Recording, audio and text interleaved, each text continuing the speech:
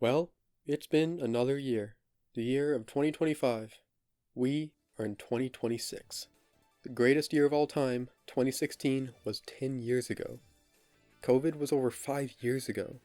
And craziest of all, we're over halfway through the decade of the 2020s, with 2025 being the halfway point. The big middle of the decade, and what a year. The world was in a frenzy, and the movie industry was the same. New big movies coming out left and right, across all genres and all regions of the world. So, for a year with such a stacked cast of films, it's necessary for me to go through every film I've seen and rank each and every one of them from worst to best. Now before we actually start the list though, for those that haven't seen last year's ranking video of mine, which is most people, this is going to be a smaller scale video than that. Not that I dislike last year's ranking, but this isn't a 3-hour 40-minute deal. I'm not going to be making another one of these. I bit way off more than I could chew last time around, with a script containing over 39,000 words and 213,000 characters, and it literally took me until September of 2025 to finish it. So for this year, I'll keep it short and sweet, and save all my yapping for the very best and the very worst. And for some ground rules, this is a ranking of movies, not shows. Except for Stranger Things, I mean, how could I not? And for the most part, short films are excluded, unless they're major and notable enough that including them wouldn't alienate everyone watching. Pretty much entirely though, this is typical, theatrically released, feature-length motion pictures. And these are just the films I saw. You saw different movies than me, and that's true for everybody. So, with that out of the way, without further ado, let's begin. So, starting off the ranking at the very bottom, 75th place. The worst movie of the year, it is War of the Worlds starring Ice Cube. Premiering July 30th on Amazon, released by MGM, directed by Rich Lee. What an anomaly this movie is, because it could have been good. War of the Worlds is a fantastic story. It's produced many excellent works, the most famous being the old radio broadcast by Orson Welles, where it was played on the radio as if it was real breaking news of an alien invasion, and it caused mass panic. So this movie introduces a modern version of that. In the old days, an alien invasion would be reported on through the radio. And if an alien invasion happened today, it would be reported on online, on the internet, and through messages or digital news. So this film wanted to show that reality of an alien invasion in modern day, the same way the radio broadcast did. And they did that through a found footage format. That is a good idea, and the actors aren't even that bad. There's Ice Cube, a good comedy actor, Eva Longoria, the guy who played Phil Coulson in the Marvel movies, and even Devin Bosnick, the guy who played Roderick in the Diary of a Wimpy Kid movies, and literally nothing else. Sure, these aren't the best actors, but they aren't the worst either. This had the pieces to make up a good movie, but needless to say, it is not. First, look, Ice Cube is great, not only in music, but he seems like a great guy, but he was just dealt a horrible hand. He is genuinely terrible, like probably the worst acting I've ever seen. He isn't even looking at anything on screen. He just has to imagine he's looking at an alien, when he's literally just staring at a blank screen. And of course his iconic catchphrase, "I got you." I got you. Alright, I got you. Got you. All the acting is bad, but it's not just the acting, the script and characters themselves are bad. Then for characters like Roderick, that isn't even his name, but he's always going to be Roderick. He's literally an Amazon delivery driver, and he never takes off his Amazon hat, not even in his marriage photos. He is a walking product placement. Everything is so laughably bad, from the acting, to the pacing, to the editing, to the dogshit CGI, to the plot, nothing in here is good. The thing is, there is something to be said about how enjoyable this movie is, with how unintentionally funny it is. But just because something is so bad it's funny, doesn't mean it isn't still bad. And bad would be an understatement. So to rank these on actual quality, it's clear this is the worst film in every aspect. So it earns its spot as the worst movie of 2025. So moving on, in 74th place, as second worst of the year, just barely edging out War of the Worlds, it is Flight Risk. Premiering January 24th, released by Lionsgate, directed by Mel Gibson. This may be a technically better movie than War of the Worlds, but it's honestly less enjoyable. The plot of an FBI agent and a witness trapped on a plane with an evil pilot is a good plot for a good thriller. It's just everything else with the movie that ruins it. Fuck AI. No matter how low the budget for this probably was, there's no excuse for using AI, especially as the first fucking shot of the movie. How the hell did Mel Gibson make this? Moving on into 73rd place, third worst of the year, I have Woman in the Yard. Premiering March 28th, released by Blumhouse, directed by Jaume Collet-Serra. It's a simple idea. A widowed mother and her 2 kids live in a secluded home when all of a sudden a mysterious cloaked woman is in the yard, and scariness ensues. It's a fine premise, but they turn the story into both something too complex and not complex enough. A big part of horror movies is the mystery and the unknown of it all, but by the end of the film you still have to give some answers. But this whole movie lingers in the mystery of what this woman is, why she's here, is she real, is she fake, and they end up just not answering anything. That doesn't mean this movie is bad, just not a satisfying watch. In 72nd place, there's a documentary about the Titanic Ocean Gate submarine disaster from a while back. Premiering June 26th on Netflix, released by Netflix, and directed by Mark Monroe. That was a crazy story while it was happening, so of course Netflix had to cook up a documentary about it just a few months later. And man, this is the pinnacle of generic copy and paste documentaries. Some parts were interesting, but it just did nothing new as a documentary. In 71st place, this one goes to Caught Stealing. Premiering August 29th, released by Columbia Pictures, directed by Darren Aronofsky. He's a renowned filmmaker, known for deep, serious films with heavy subjects. But this is definitely not that. This is an action-adventure comedy, a big departure from his other works. So does it work? Nope. The movie doesn't know what it wants to be. Half of it was a fun, adventurous comedy, the other half was a sad, serious character exploration, and they do not work well together. This is full of tonal whiplash, both wanting to be a serious and grounded movie, and fun and wacky at the same time. This is just mediocre at best. And reaching the big 70th place, I have Tron Ares. Premiering October 10th, released by Disney, directed by Joaquin Roning. I mean, first, I just have to say, the music is great. Nothing but absolute bangers. 9 Inch Nails does a great job. Now the movie, on the other hand, this is a real nothing burger of a movie, just a mixed bag. The story is just uninteresting, every single plot point is spelled out to the point where it feels like you're watching it on autopilot. And Jared Leto is dog shit, but no shit. He gives such a stilted and robotic performance even when he's playing a literal robot. The visuals and music are good, but otherwise the movie just failed in pretty much every way. Now continuing to 69th place, yeah, funny number, ha ha ha. There's a movie that honestly isn't really a movie, Sweet Revenge. Premiering August 13th on YouTube, released by Jason Universe, directed by Mike P. Nelson. Now this is a brand new Friday the 13th story, the first official Friday the 13th story of any kind in over a decade. The thing is, it's also an Angry Orchard advertisement. Yeah, the beer. For an Angry Orchard commercial, they do a good job of condensing what Friday the 13th is into 16 minutes. They have all the best of the franchise, and it's fun. The Angry Orchard aspect is thankfully minimal, or as minimal as an Angry Orchard ad would be. This is a fine start to the Jason universe. There's work to be done, but for a commercial, it's not half bad. It's only ranked this low because I can't rank a 16-minute beer ad above any other actual movies. In 68th place, this is Behind the Curtain, Stranger Things: The First Shadow. Premiering April 15th on Netflix, released by Netflix, directed by Jonathan Halperlin. This is a documentary about the Stranger Things Broadway show that came out a couple years ago, released a few months before the new season of Stranger Things, and we'll talk about actual Stranger Things later, but right now, the movie itself is good. It's basic as shit for a documentary, but there's some cool editing effects and transitions, and it's interesting seeing the making of the story and the casting, but as a documentary, there's nothing great enough to be any higher on the list. In 67th place, 6-7, haha, there is Predator: Killer of Killers.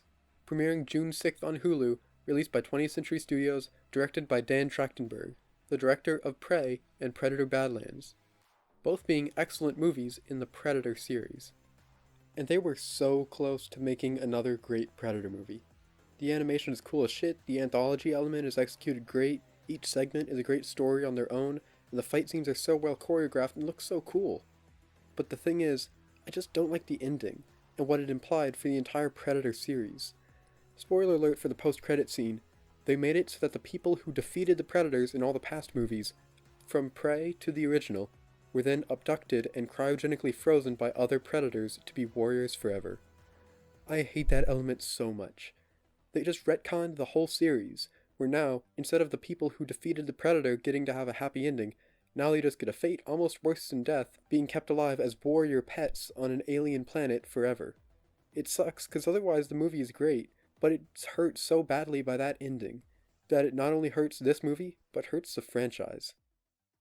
In 66th place, I have another documentary about Bigfoot and supernatural theories relating to him, American Sasquatch, Man, Myth, or Monster. Premiering December 1st on digital, released by Lab 9 Films, directed by Gabe Torres.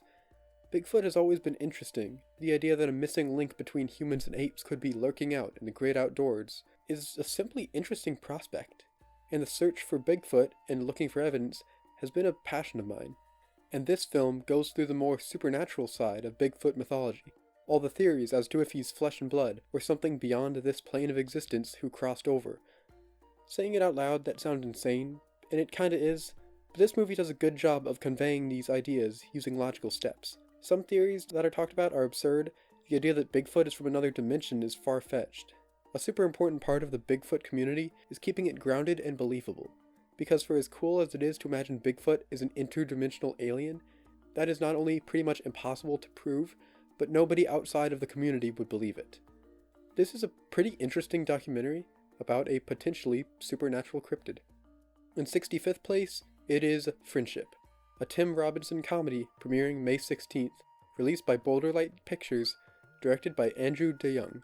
This is a theatrical movie debut of Tim Robinson, a really funny comedian known for I Think You Should Leave, alongside Paul Rudd, in a movie just about an awkward guy making friends.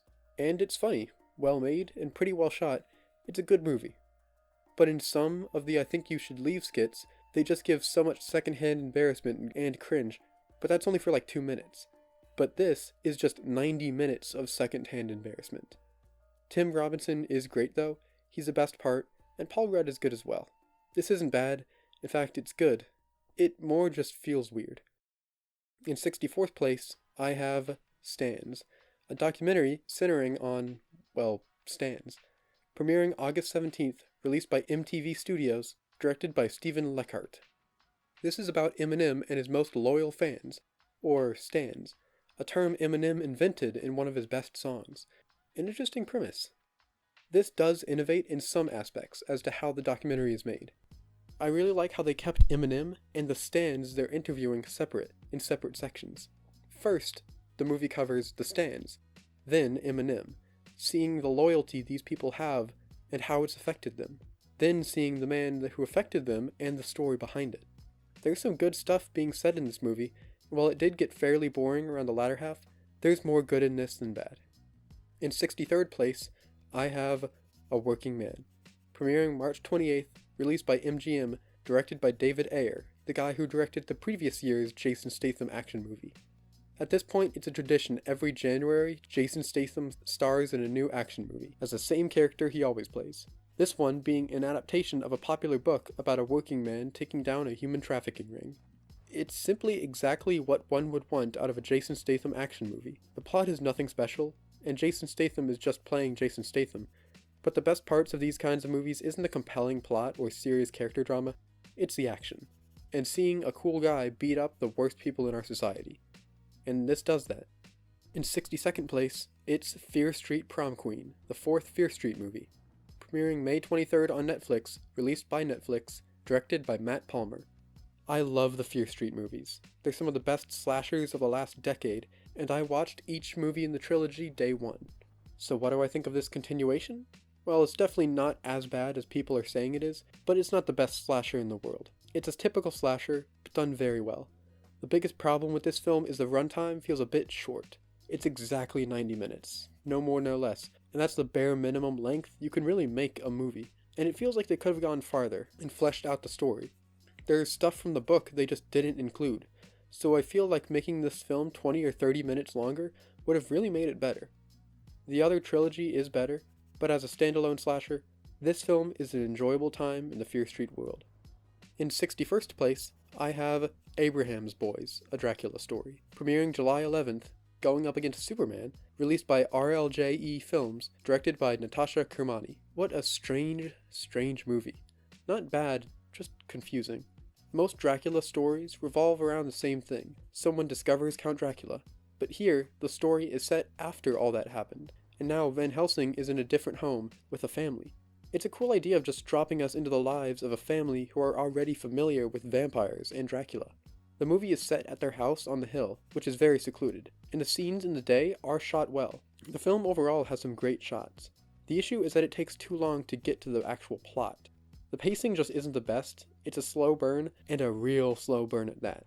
There is good in this film, and it's technically well made, but the pacing and the way in which the story is conveyed hinder the film by making it feel overly slow and confusing. For the big 60th place, it's The Home, premiering July 25th, released by Miramax, directed by James DeMonico. A serious horror movie starring Pete Davidson of all people. It's about a guy played by Pete Davidson going to work at an elderly home wherein he discovers an evil old people cult set on stealing his life force. Yeah, it's pretty weird. Pete Davidson is not as bad as one would think, having Pete Davidson star in a horror movie. He's just playing Pete Davidson, but the movie is built around his weird personality, so it actually kinda works. This is trying to be as campy and weird as possible, and when viewed like that, this is a real enjoyable time. For a Pete Davidson horror movie, this could have been much worse. Next, in 59th place, I have The Luckiest Man in America, premiering April 4th, released by Independent Film Company, directed by Samir Oliveros. It's about a true story about a guy on a 70s game show who found a glitch to where he gets as much money as he wants. It's an interesting, well-shot film. It's slow-paced and they stretched the story out for 90 minutes, but the acting is good, especially with Walter Goggins, and it's a thrilling story, made better with the accuracy to real life and the craziness that someone actually pulled this off. And the confined location and the good cast make it interesting to watch. I don't really have much more to say, it's just simply good. In 58th place, it is the totally non-controversial movie that totally didn't have Alec Baldwin kill someone, Rust. Premiering May 2nd on digital, released by El Dorado Pictures, directed by Joel Souza. The elephant in the room has to be addressed. This is the movie where Alec Baldwin fucking killed someone and spent no time in jail for it. I get it, it's not his fault that the gun was loaded. It was the producer's fault for letting people make that mistake. Well, guess what? Alec Baldwin was a producer. It was his job. It's a bummer that this movie is doomed to live in the shadow of a tragedy, because this is actually a good and well-made Western, visually, acting-wise, and story-wise. The story has a unique angle on the Western genre, where it shows the tragic parts of that era of America. But it's just the truth that this movie will never escape the shadow of the tragedy that occurred in the making of it.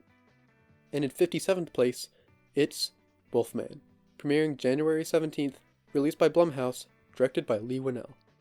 The Invisible Man, another Universal monster movie directed by Leigh Whannell, was great. And Leigh Whannell is back with another Universal monster, being the Wolfman.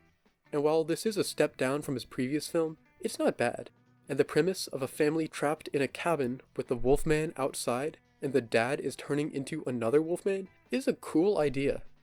The dad is good casting, but everyone else is miscast to the point that it really hurts the movie. This doesn't do much new as a Wolfman story or as a horror movie. That doesn't mean it's bad, it's just not super unique or memorable. In 56th place, it's the I Know What You Did Last Summer requel, premiering July 18th, released by Screen Gems, directed by Jennifer Caton Robinson. It's a pretty mixed bag. I Know What You Did Last Summer is an interesting story to continue in a new movie, as unlike most slashers, it was very self-contained, and was focused on not only scares, but depicting how a tragic accident can affect and shape someone. This film attempts to expand on those ideas, mainly on the dynamic in the friend group, but they just kind of brush by it, and all the characters really aren't that affected by the disaster. The movie is just a mixed bag. Some stuff is good, the characters, the fisherman is cool, the kills are great, but the film just kinda misunderstands why this plot worked so well in the first place. Looking at it in context to what it's a successor to, and the horror landscape it's being made in, it's just a mixed bag. In 55th place, I have Last Breath, premiering February 28th, released by Dark Castle Entertainment, directed by Alex Parkinson. This is based on a true story of deep-sea ocean divers where one gets stranded and is running out of oxygen, and the whole diving team has to rescue him in time. all during a storm. I like these kinds of heartwarming, based on a true story type movies, taking real-world stories of perseverance and real-life miracles, and spicing them up just a bit into big movies. And this is well acted and has a good emotional core. The ocean atmosphere is a good backdrop as well. It's just a good, true story type movie. In 54th place, I have a documentary about Led Zeppelin, premiering February 7th, released by Big Beach Studios, directed by Bernard McMahon. Man, I sure have a lot of documentaries in this. And overall, it's a pretty good film. Led Zeppelin is a good band. They've defined genres of music, and getting a film that encapsulates their history is deserved. The main issue is, it doesn't really have its own style as a documentary. It just does what every other documentary does. The same shots, the same pacing, the same choices of clips to show, the same cinematography. It's just basic. And that's not to say this movie is bad. It is an interesting trip through the story of the band. It just simply doesn't have enough new, creative elements as a film itself for it to be any higher on the list. In 53rd place, I have the sequel to the Adam Sandler classic Happy Gilmore, being Happy Gilmore 2. Premiering July 25th on Netflix, released by Netflix, directed by Kyle Newacek. Adam Sandler is an iconic comedy actor, but his movies have been hit or miss in recent years. But I would consider this a hit, especially for being a sequel to such a comedy classic. Now looking at this the same way as the first, yeah, this isn't as good, and the style of comedy is very different. But it's best to look at this as its own thing almost, in terms of comedic style, emotional themes, and cast. Speaking of which, this has an ungodly amount of celebrity cameos.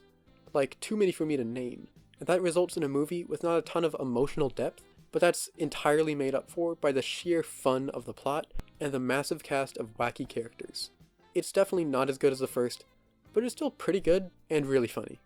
In 52nd place is a pretty unknown movie called Oh Hi, premiering July 25th, released by Cliff Brook Films, directed by Sophie Brooks. This is one weird-ass sequel to Gerald's Game. The plot is a couple going to a cabin and the guy getting locked to the bed for the night, but the girl decides not to uncuff him so they can grow closer as a couple. It's a cute movie, in line with other rom-coms. Normally I'm not a big fan of rom-coms, but this was sweet and charming. This was one of those AMC Screen Unseen movies, so I didn't even intend on seeing it, but on top of supporting indie movies, this is a good, solid time, with nice moments, and some really funny scenes. For 51st place, almost at the big 50, it's another documentary, Casa Bonita Mi Amor, premiering September 6th, released by MTV Films, directed by Arthur Bradford. This is a documentary about South Park creators Matt Stone and Trey Parker spending a fortune to renovate and rebuild their favorite childhood restaurant, Casa Bonita. And as a documentary, it's just handheld camera footage just following the friends around the restaurant doing all sorts of goofy shit. Both that and the animated intros and outros do good in making this documentary stand out and feel less generic. So overall it's good. In the big 50th place, we have the funniest movie of the year, and arguably the most memorable, a Minecraft movie. Premiering April 4th, released by Warner Bros. Pictures, directed by Jared Hess. We all remember seeing this movie in the theaters, because of the audience. It was fun. When I saw it with my friends, it was the most energetic, fun, loud, excited theater experience I and most people have had since Avengers Endgame. This movie is not very great. There's a comical amount of problems, but I was smiling ear to ear throughout it. And if that's not a good movie experience, I don't know what is. Looking at the movie itself though, the one unironically good part of the movie is the comedy. That's what Jared Hess is good at doing, and the movie is just funny. But as a Minecraft movie, it is not all it could be. The interesting thing is, in my opinion, is that this has all the building blocks, no pun intended, to make a genuinely great Minecraft movie. The sense of creativity and building stuff, of discovering the Minecraft world, the emotional core of all the characters, and the overarching theme of creativity and speaking to the audience by saying to let your creative drive flourish. There is potential in all of that, but all of these are simply rushed. But even in the final film that we got, there's still some great parts. This is one very, very flawed movie, and yet I really, really enjoyed it, both as a regular movie and a Minecraft movie. For the sequel, there's a lot to improve on, but as it is right now, it's simply fun. And into the top 50, in 49th place, it is the newest Captain America movie, Captain America Brave New World, premiering February 14th, released by Marvel Studios, directed by Julius Ona. The fourth Captain America movie, the first one to not have Steve Rogers in it, and it would be cementing Sam Wilson as the new Captain America in the MCU, and with big plot elements that tie in different corners of the MCU. So the expectations for this movie were high. And this movie is not as bad as people said it was, but is also not amazing. The best part of the movie is the cast. All the characters are great, like with Red Hulk and some amazing acting by Harrison Ford. And of course Anthony Mackie as Captain America. He's easily the highlight, and he's the perfect successor to Steve Rogers. And the movie really proves that he's not just copying Steve Rogers, he's being himself. This cemented how great this new Captain America character is, so I just wish the rest of the film could have reached that Captain America quality. Next up in 48th place, it is Novocaine. Premiering March 14th, released by Paramount Pictures, directed by Dan Burke and Robert Olson. This is just a simple, fun action movie with a great premise. A dude who can't feel pain going on this action adventure is just fun to watch. And the thing is, they don't make out this condition of not feeling pain of being a great power. They actually treat it seriously in some scenes. They utilize the condition in the action very well, even if most great moments were given away in the trailer.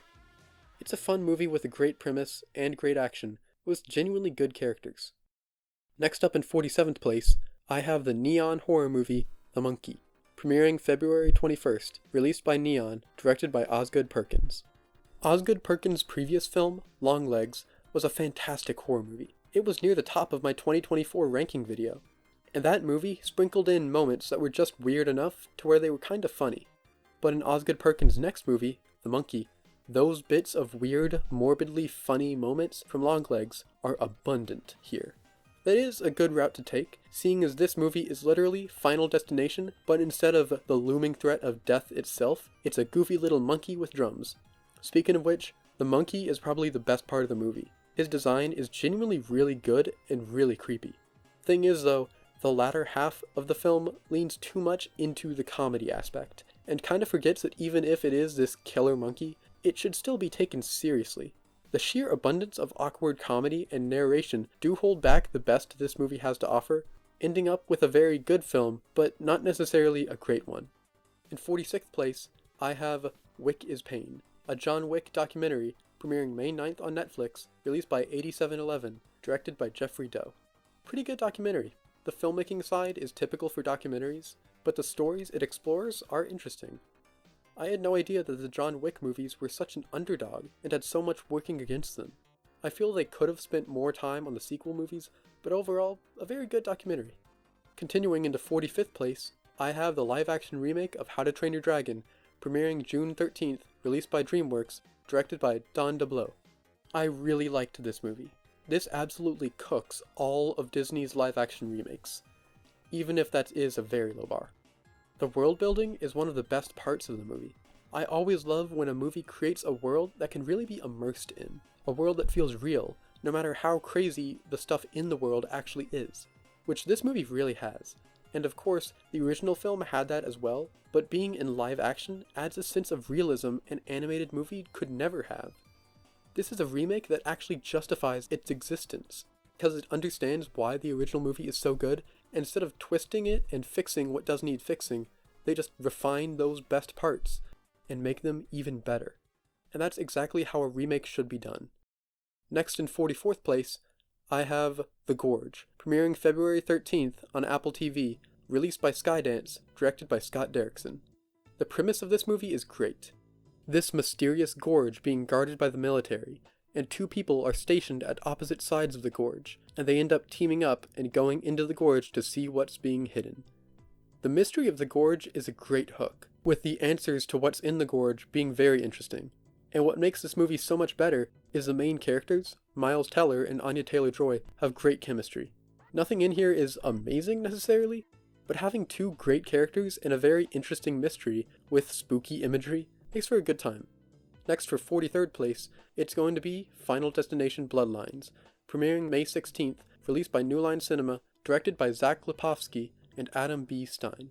The Final Destination movies are great. The formula is just so repeatable and easy to create new stories with, and yet, most movies in the series are just mid. But this is easily the best Final Destination movie since the first. It's easy to make good kills and have cool imagery, but it's much harder to make likable characters that you actually care for as more than just meatbags to get killed. And this film does just that, building up a likable family of people that are unique from each other, but still feel like a family. As a regular Final Destination movie, they do great as well, but they also add enough new elements to really make this film worth existing, instead of simply being another entry.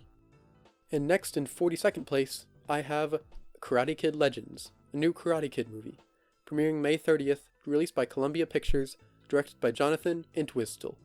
What a nice Karate Kid movie.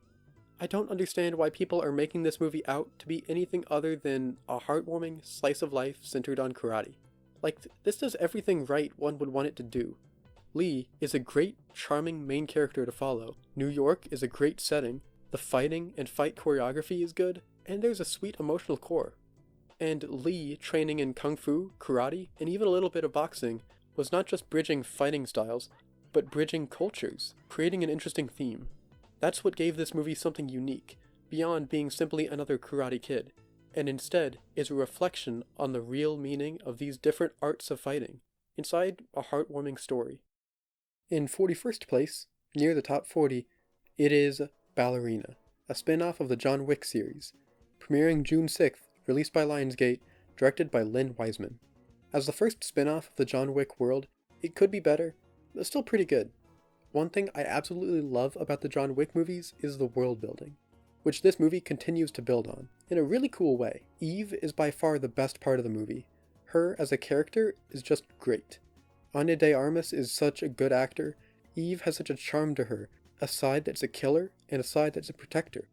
As a regular action movie, this is great, but the thing is, they just don't fully understand why John Wick became so big. And it's because it goes beyond being a regular good action movie, with it having new creative action, and treating the setup for the action with the same weight as the action itself. And this movie, not understanding that, is what keeps it from being great. And in 40th place, I have the body horror movie Together, premiering July 30th, released by Neon, directed by Michael Shanks. What a twisted idea for a movie, similar to The Substance, but not really. A couple who are cursed and are slowly drawn together to each other to literally fuse together into one. That is so morbid and creative. The entire idea of people fusing together is such a clear metaphor for love, relationships, and being together, but it works well.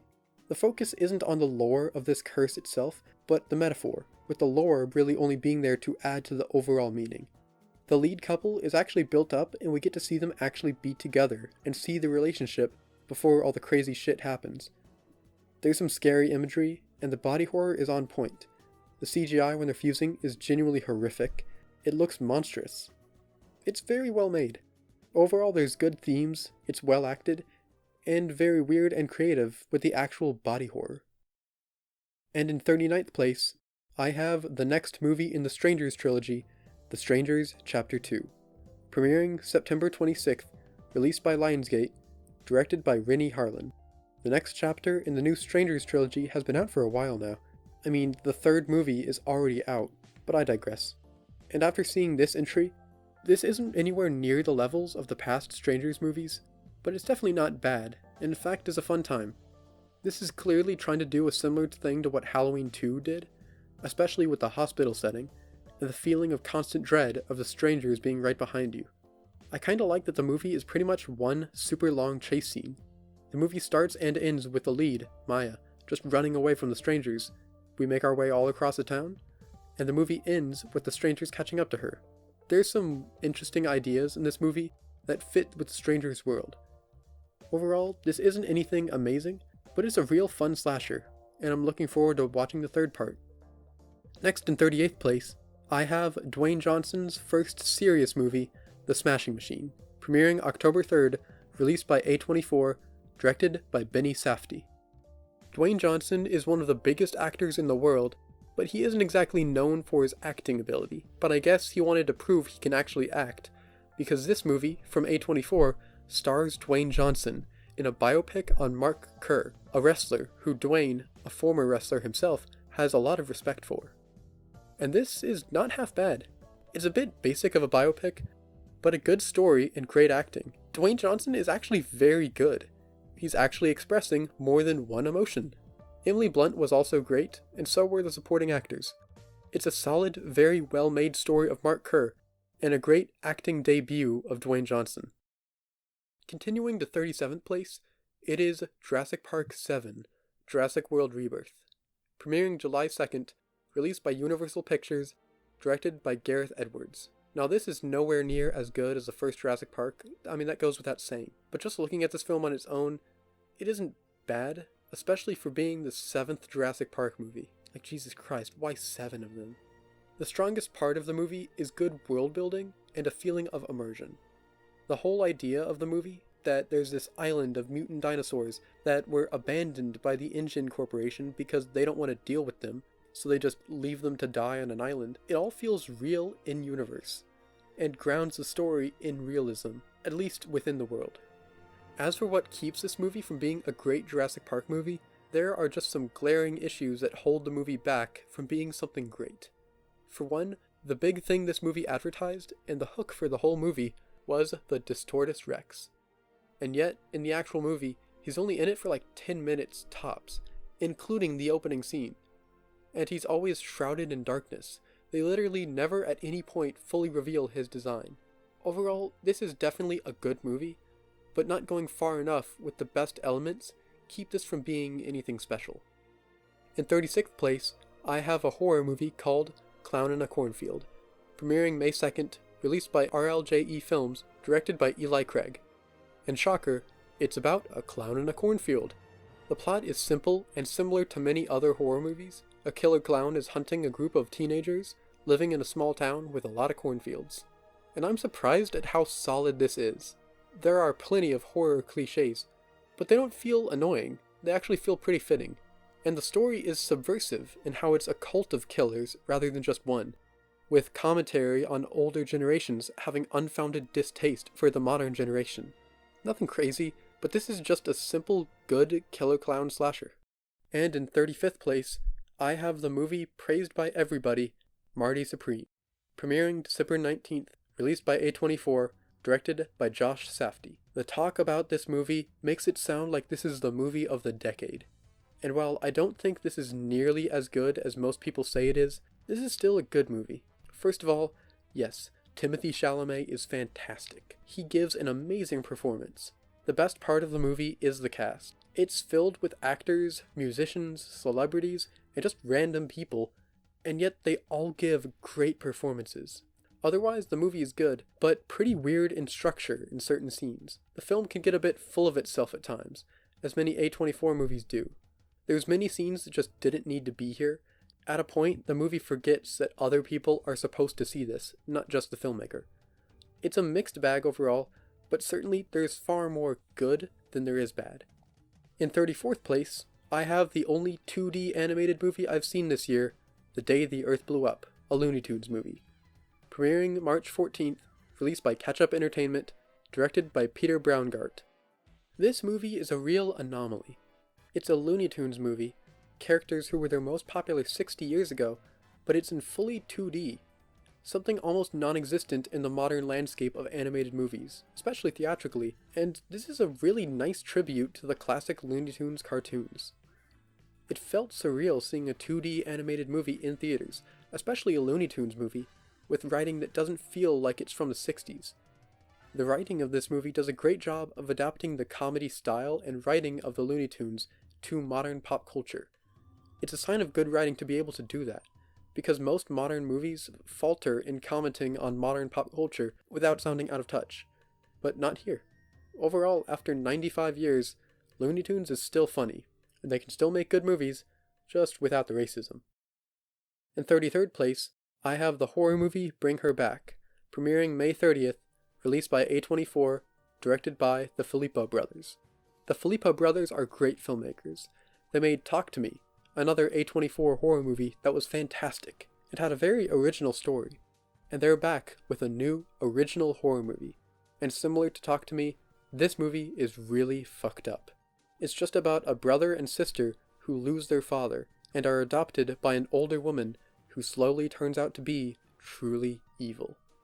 Seems straightforward enough, but the supernatural elements that are introduced and the grotesque and disturbing scenes give the film a new, twisted and fascinating identity.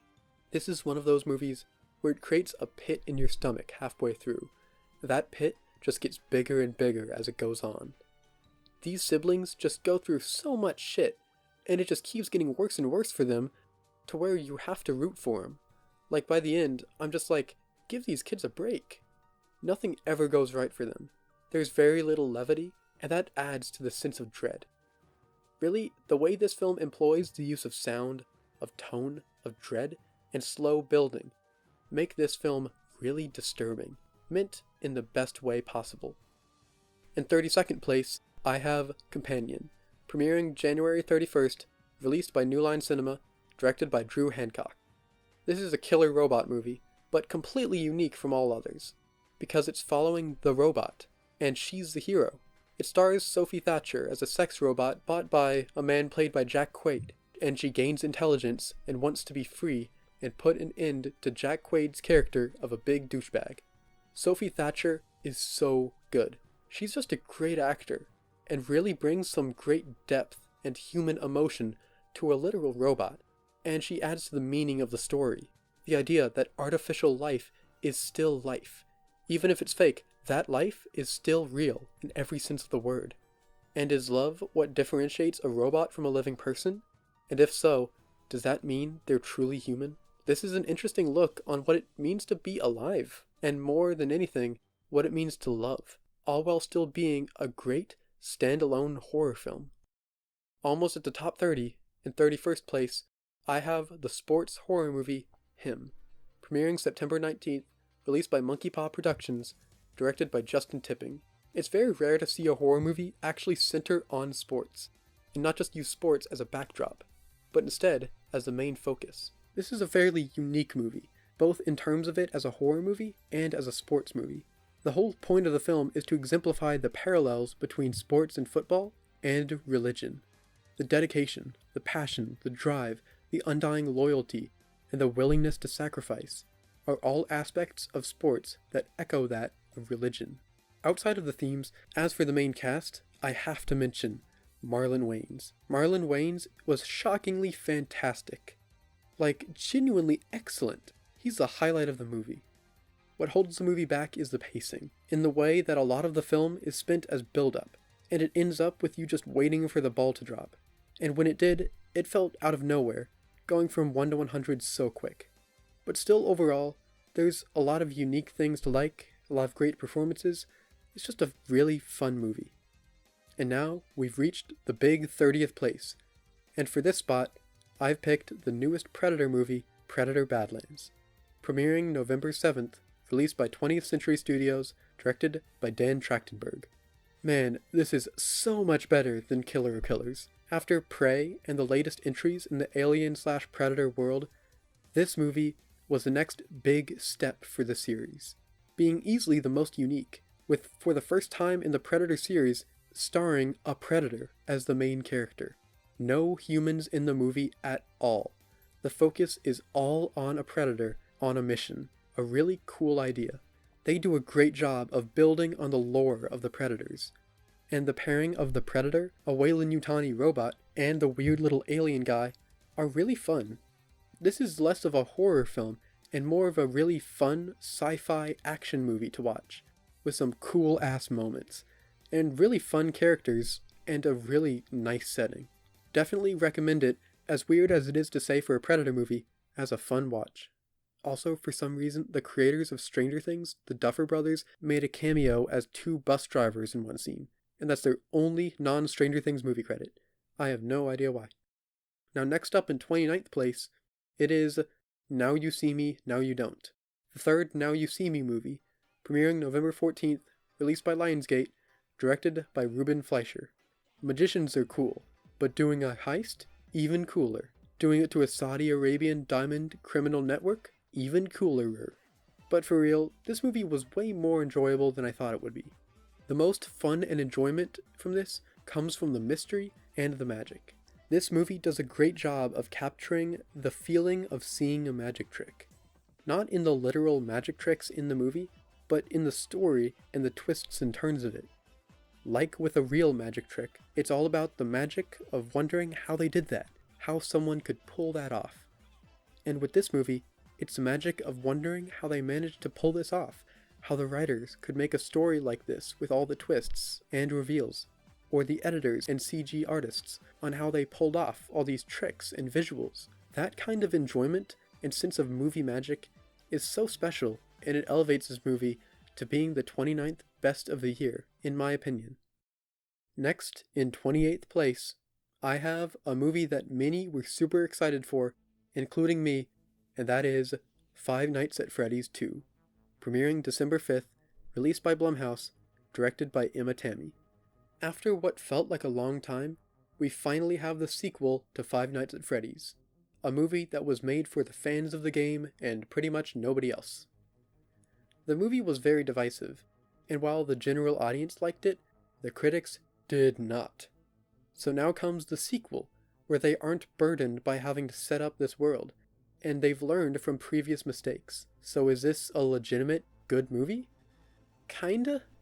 This is legit one of the funniest movies of the year by far, both intentional comedy and unintentional.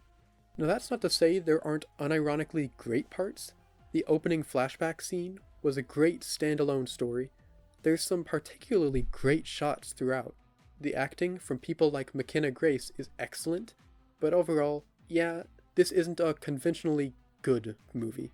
Some of the writing is super stilted, the acting ranges from good to comically bad, and it's full of scenes that are just so goofy and dumb and hilarious to watch. But I give this movie a ton of slack because it's clear this isn't trying to be a serious horror movie. These movies aren't cinema. They aren't legit horror movies like Sinners. They're campy, funny, PG-13 horror movies based on Funny Bear Game, and that route they've taken has given us some fun movies. This movie is filled with more cheese than a Domino's stuffed crust pizza, but that's the charm. That's where this film shines, is leaning into the campiness of it all, and making scenes that are so weird, so outlandish, so goofy, so dumb, that they loop back around into being absolute cinema. The movie knows this isn't gonna win any awards. This is for enjoyment and nothing more. And that's okay. Like, I know that most of the movie is cheesy and corny and not well thought out, but the movie's doing something right if you're grinning ear to ear in the theater. Next, in 27th place, I have the biggest Marvel movie of the year, The Fantastic Four: First Steps. Premiering July 25th, released by Marvel Studios, directed by Matt Shakman. This may be a stretch, but it's clear to see that this movie is not just rock solid, but it's fire and just fantastic. Okay, I'll stop with the puns. After way too long of a wait, the MCU finally has the Fantastic Four, but not in the MCU itself, being set in an alternate universe. Immediately, that change of setting this in an alternate universe was so intriguing and had so much potential. And the creative freedom definitely shows, as this is one of the most unique Marvel movies they've ever made, and a lot of that is due to the overall 60s classic yet futuristic style of the world and the characters. The characters are so great, casted so well, acted so well, and feel like a real family. The thing is, the movie is good, but not great. What really holds the movie back is the absolute butchering of the final cut. It's a problem that's plagued recent blockbusters, of studios not wanting a film longer than 2 hours, and forcing them to cut it down to the bare-bones story, just the bare essentials. This isn't a bad movie. In fact, this is really good. I really hope this movie gets a big director's cut later, because from the deleted scenes that we've gotten, they would do nothing but make the movie better, so that it can accomplish what it almost did, which is to be the definitive interpretation of these beloved characters. Next, in 26th place, the Valentine's Day horror movie Hard Eyes, premiering February 7th, released by Spyglass Media Group, directed by Josh Rubin. God, I love slashers. This movie is such a fun, Scream-style slasher. It's got everything I love about the subgenre. And better yet, the Valentine's theming isn't just for a backdrop or a gimmick. The movie is just as much of a rom-com as it is a slasher, and they balance the two very different genres well. A big issue for the movie is balancing the horror and the comedy. But they do it well. There are jokes, but it's not enough to take away from the dread and horror of the killer itself. I really like how this movie is not sanitized. There's a fair amount of adult jokes, and the gore, with all the kills, are very cool. It simply delivers on being both a slasher and a rom-com. And in the big 25th place, 2/3 done, it is the cultural sensation K-pop Demon Hunters. Premiering June 20th on Netflix, released by Sony Pictures Animation, directed by Chris Applehands and Maggie Kang. Boy, K-pop Demon Hunters. What a dumb premise. How could anyone like, up, up, up, it's our moment. You know we gotta be glowing. Gotta be golden. There's a good reason this movie is a viral sensation. And that's cause all of the stuff that's said about this is true. This is such a creative, stylized movie. Some say it's trying to be Spider-Verse animation, but this is clearly trying to invoke the spirit of Japanese anime and other Asian animation and art, with the character movement and expressions, and it works wonders, especially in the action scenes, which are so well choreographed, with so much cool demon action. Speaking of which, the demons are very menacing, and build on cultural stories to make a very interesting depiction. It creates a story-rich and lore-filled world, integrating both elements of Korean mythology and completely original ideas. Overall, such an original, great animated movie that is actually memorable and iconic, something sorely lacking in modern movies. Next, in 24th place, I have Roofman, premiering October 10th, released by Miramax, directed by Derek Cianfrance. A movie based on a true story of a guy who robbed 40 McDonald's, was caught for giving an employee his coat because the employee was cold, and escaped from jail and lived in a Toys R Us store while living a double life for months. With a story like that, it's surprising it took until 2025 for it to get a movie. Channing Tatum is amazing. He delivers such a diverse and real performance. The rest of the cast is great, but he's a standout. He doesn't feel like a movie star. He feels like the actual real guy. And they stick to the true story almost to a T.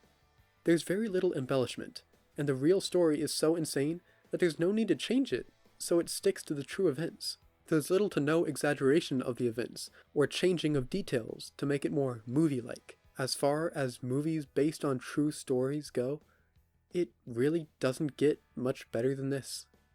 And for 23rd place, I have Silent Night Deadly Night, premiering December 12th, released by Cineverse, directed by Mike P. Nelson, a remake of the infamous horror movie of the same name, and this movie is the right kind of remake. Not one-for-one redoing the original, but remaking the story with new and inventive twists. It's a cool way to remake the original story by taking the original skeleton of the story, someone dressing up as Santa and killing people in the Christmas season, and then changing the tone and the motives. The vibe of the movie is still the same as the original, but the motivation for the killing is brand new. In the original, it was just trauma and killing for the sake of killing, but here, it's killing for good, killing people that they believe deserve to die, not just random. Outside of Michael Myers, I've never been a fan of the motive for killers being mindless evil, just because I want a purpose and actual meaning, and this movie does exactly that, in a really cool twist of the story, and all in a film with a really enjoyable Christmas aesthetic. Next up in 22nd place, I have The Naked Gun, premiering August 1st, released by Paramount Pictures, directed by Akiva Schaffer. This is so funny, and not in a stupid way. It's actually a well-written comedy. The biggest concern I had for this movie was that they would do what pretty much every other parody movie now does, and that's just to make the dumbest lowbrow jokes with no real story and with zero thought or effort put into them, and just relying on the hilarity of poop to cover the fact that the writers don't know how to write comedy. But thankfully, that's not what this movie is. It operates in the same style and tone as the original, but they really don't copy the original. There really aren't any reused gags, all of them are brand new, but with the same humor that Naked Gun is known for. This should be the blueprint for how to make a parody movie in modern day, because of how well they adapt the comedy of the original while parodying the modern day in the same style. Just a really funny movie. In 21st place, I have Mickey 17, premiering March 7th, released by Warner Bros. Pictures, directed by Bong Joon-ho. A sci-fi story of a guy who's a guinea pig for space explorers who's cloned when he dies, and weird space hijinks ensue. Overall, terrific movie. The sci-fi is done very well, the world building has a great sense of realism while also being very fantastical, and the film overall having a good comedic tone balanced with seriousness. The acting is very good. Robert Pattinson doesn't feel like he's playing himself, but rather Mickey and his clones. Which, by the way, the clones are a great plot point. I get why some say it's a masterpiece, but for me the comedy can go a bit overboard at points, kinda clashing with the serious setting and themes. Still though, it's great. And, for the big 20th place, I have one of the most anticipated movies of the year, 28 Years Later. Premiering June 20th, released by Columbia Pictures, directed by Danny Boyle. A continuation of the iconic zombie movie 28 Days Later, but this time set 28 years in the future, showing a world where the UK is completely taken over by zombies, and the world abandoned them, so the remaining humans have to start from scratch in building a new life and a new world. And for me, the movie was originally a mixed bag, but it took a minute, really thinking about the movie, that it started to make sense. This doesn't go about the plot in the way that it seemed by the trailers. Instead of being a typical zombie movie, this gives an interesting look as to how life would look in the apocalypse, on how life would go on, that people have formed a life, a community, a family, and it shows how normalized death has become for them, and the lines between what truly is alive and what isn't being blurred. This is not the typical apocalypse zombie movie that was expected, but was instead a look into how this situation would change humanity in ways we don't even think of. It's extremely well made, and continues the trend of these movies providing unique and compelling reinventions of the zombie subgenre, using them as ways of showing the best and worst of humanity in a really excellent film. Entering the top 20 in 19th place, Paddington 3, Paddington in Peru. Absolute Cinema premiering February 14th, released by Studio Canal, directed by Dougal Wilson. Paddington, Why Did I Ever Doubt You? The new director, the odd premise, and just the fact that the third movie in a trilogy is never as good as the last one. But I'm proven wrong. Just like the last two Paddington movies, this is yet again one of the most wholesome, fun-to-watch movies of the last 10 years. In every aspect, this is a cheerful joy of a film.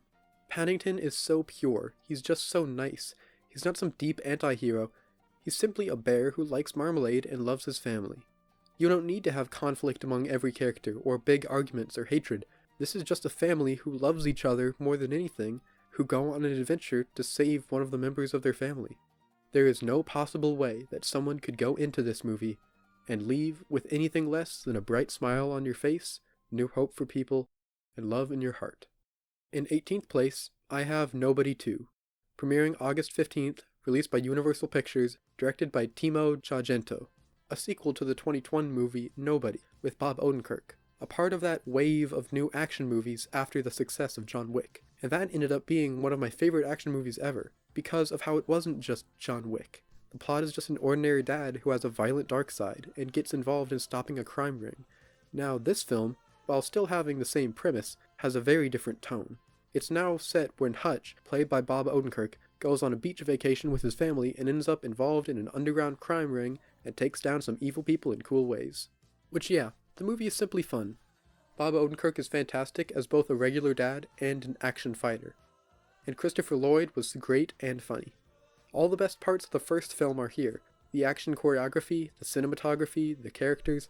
It's just that the tone is much, much lighter, which isn't inherently bad. Overall, the first film is the much better movie, but this is such a fun time with some great character moments, and is just simply great. Continuing into the top 20, for 17th place, Wake Up Dead Man, A Knives Out Mystery. Premiering November 26th, released by Netflix, directed by Rian Johnson. The third movie in the Knives Out trilogy, a trilogy of excellent murder mysteries. And this certainly is, but what I love about this movie that can't be said about the other Knives Outs is it's more than just the mystery. The movie takes place at a church, where a pastor is killed, and the priest is the suspicious main character, with the churchgoers as the suspects. In some ways, the movie is more about religion than the murder mystery aspect, questioning ideals of faith and devotion, what the meaning of religious stories even are, and showing how much and how bad religion can be misused and abused to control people and use the immense devotion of religion to create a symbiotic relationship that can be abused for personal gain.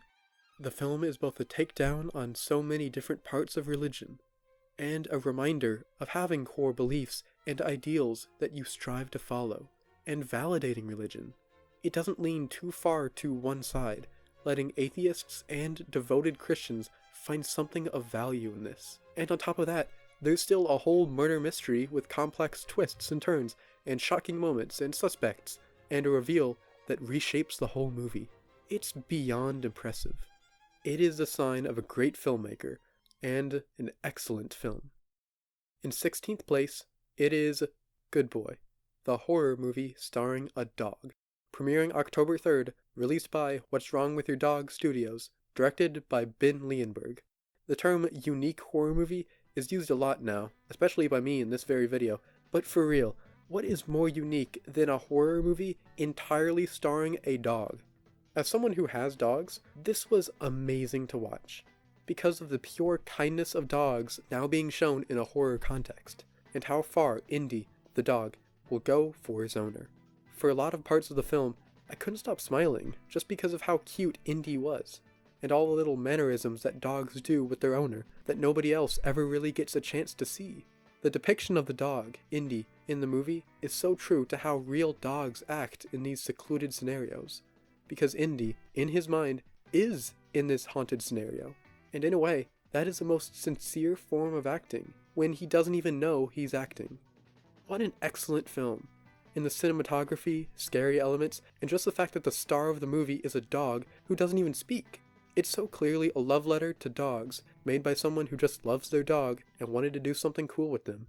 And it turned out to be a fantastic little movie, with cool scares, and is simply charming.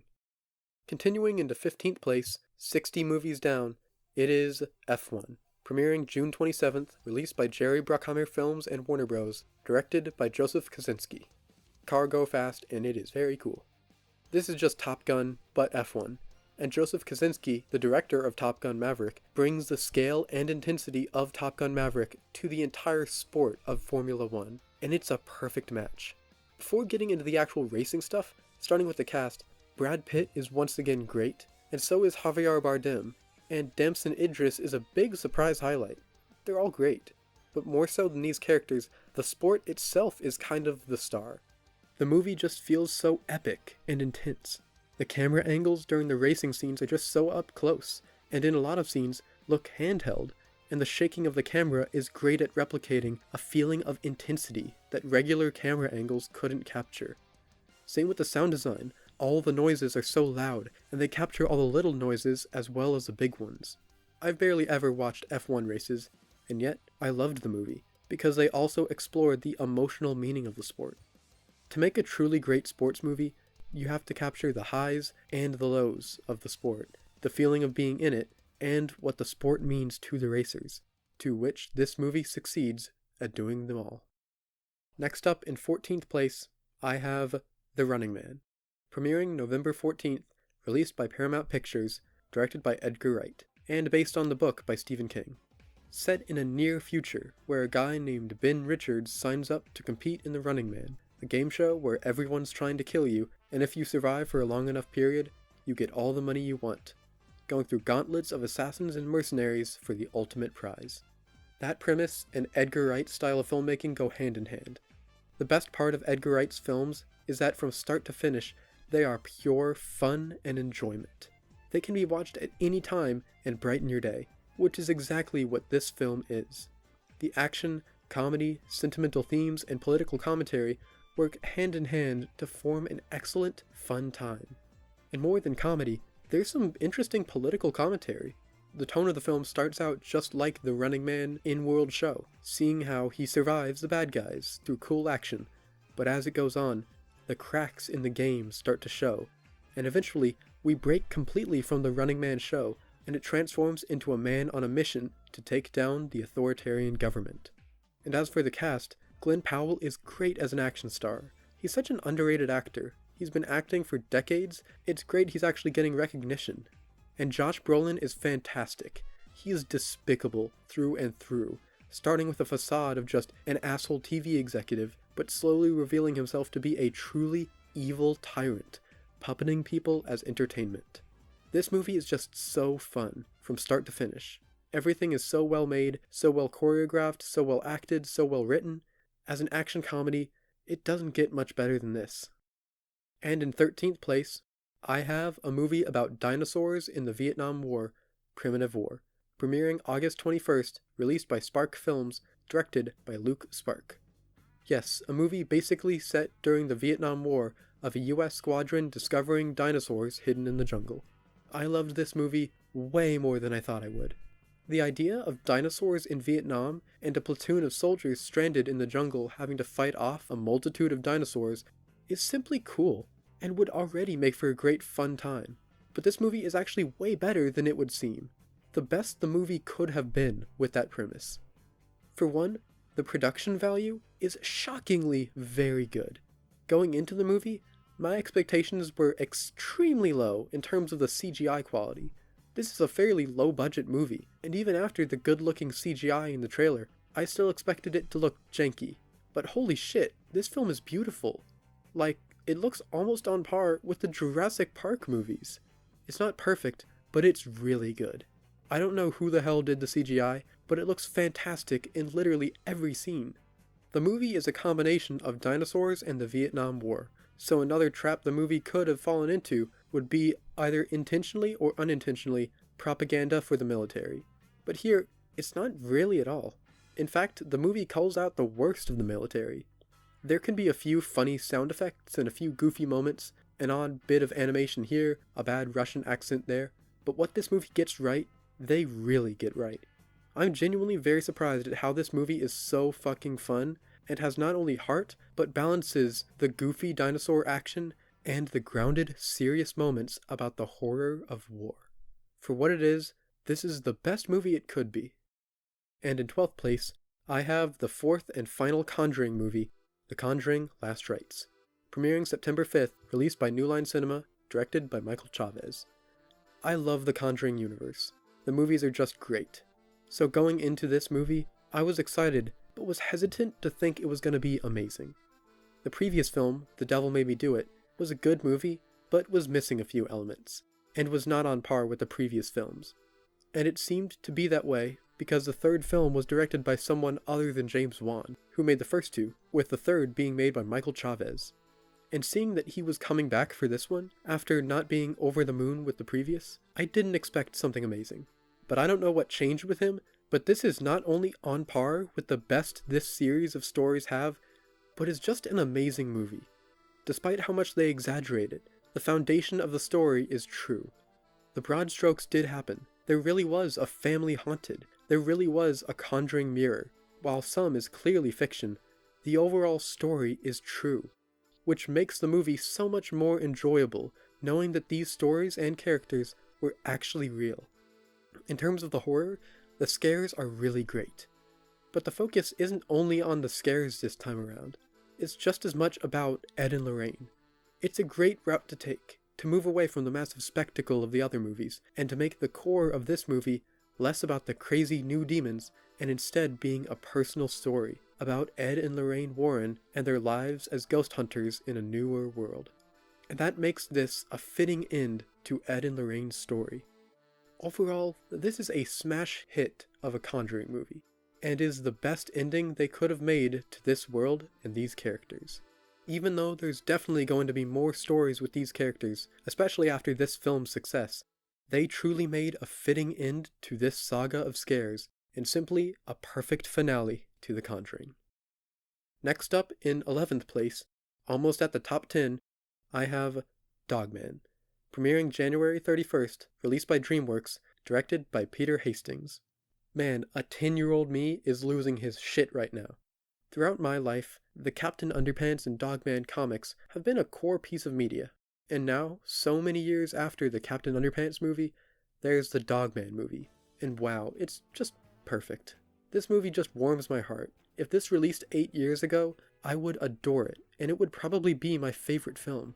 It's just so wholesome, so cute, so surprisingly funny, Not just in the potty humor, but in actual humor. So charming, so heartfelt, and just so faithful to the Dogman books. I watched this movie with a smile on my face, just pointing out all the little nods and references to the books I read years ago.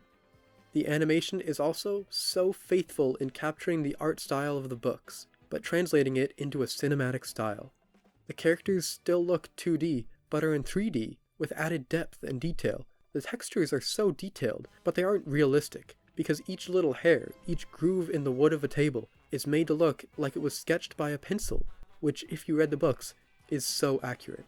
And I was pretty surprised that in the first chunk of the movie, they handle the backstory of the dog and the man being injured and fused together kinda seriously, actually showing what it would be like for that to happen to someone. Not saying it's the deepest thing in the world, and it's not a big element of the movie, but it's a good, surprising one that gives the film so much more heart. Speaking of which, this movie has a ton of heart. Just wholesomeness. So many messages and quotes that just reflect a better view of the world. The whole movie just shows a world from a kid's eyes. And as a lifelong fan of Dave Pilkey and these books, especially when I was a super young kid, that just means a lot.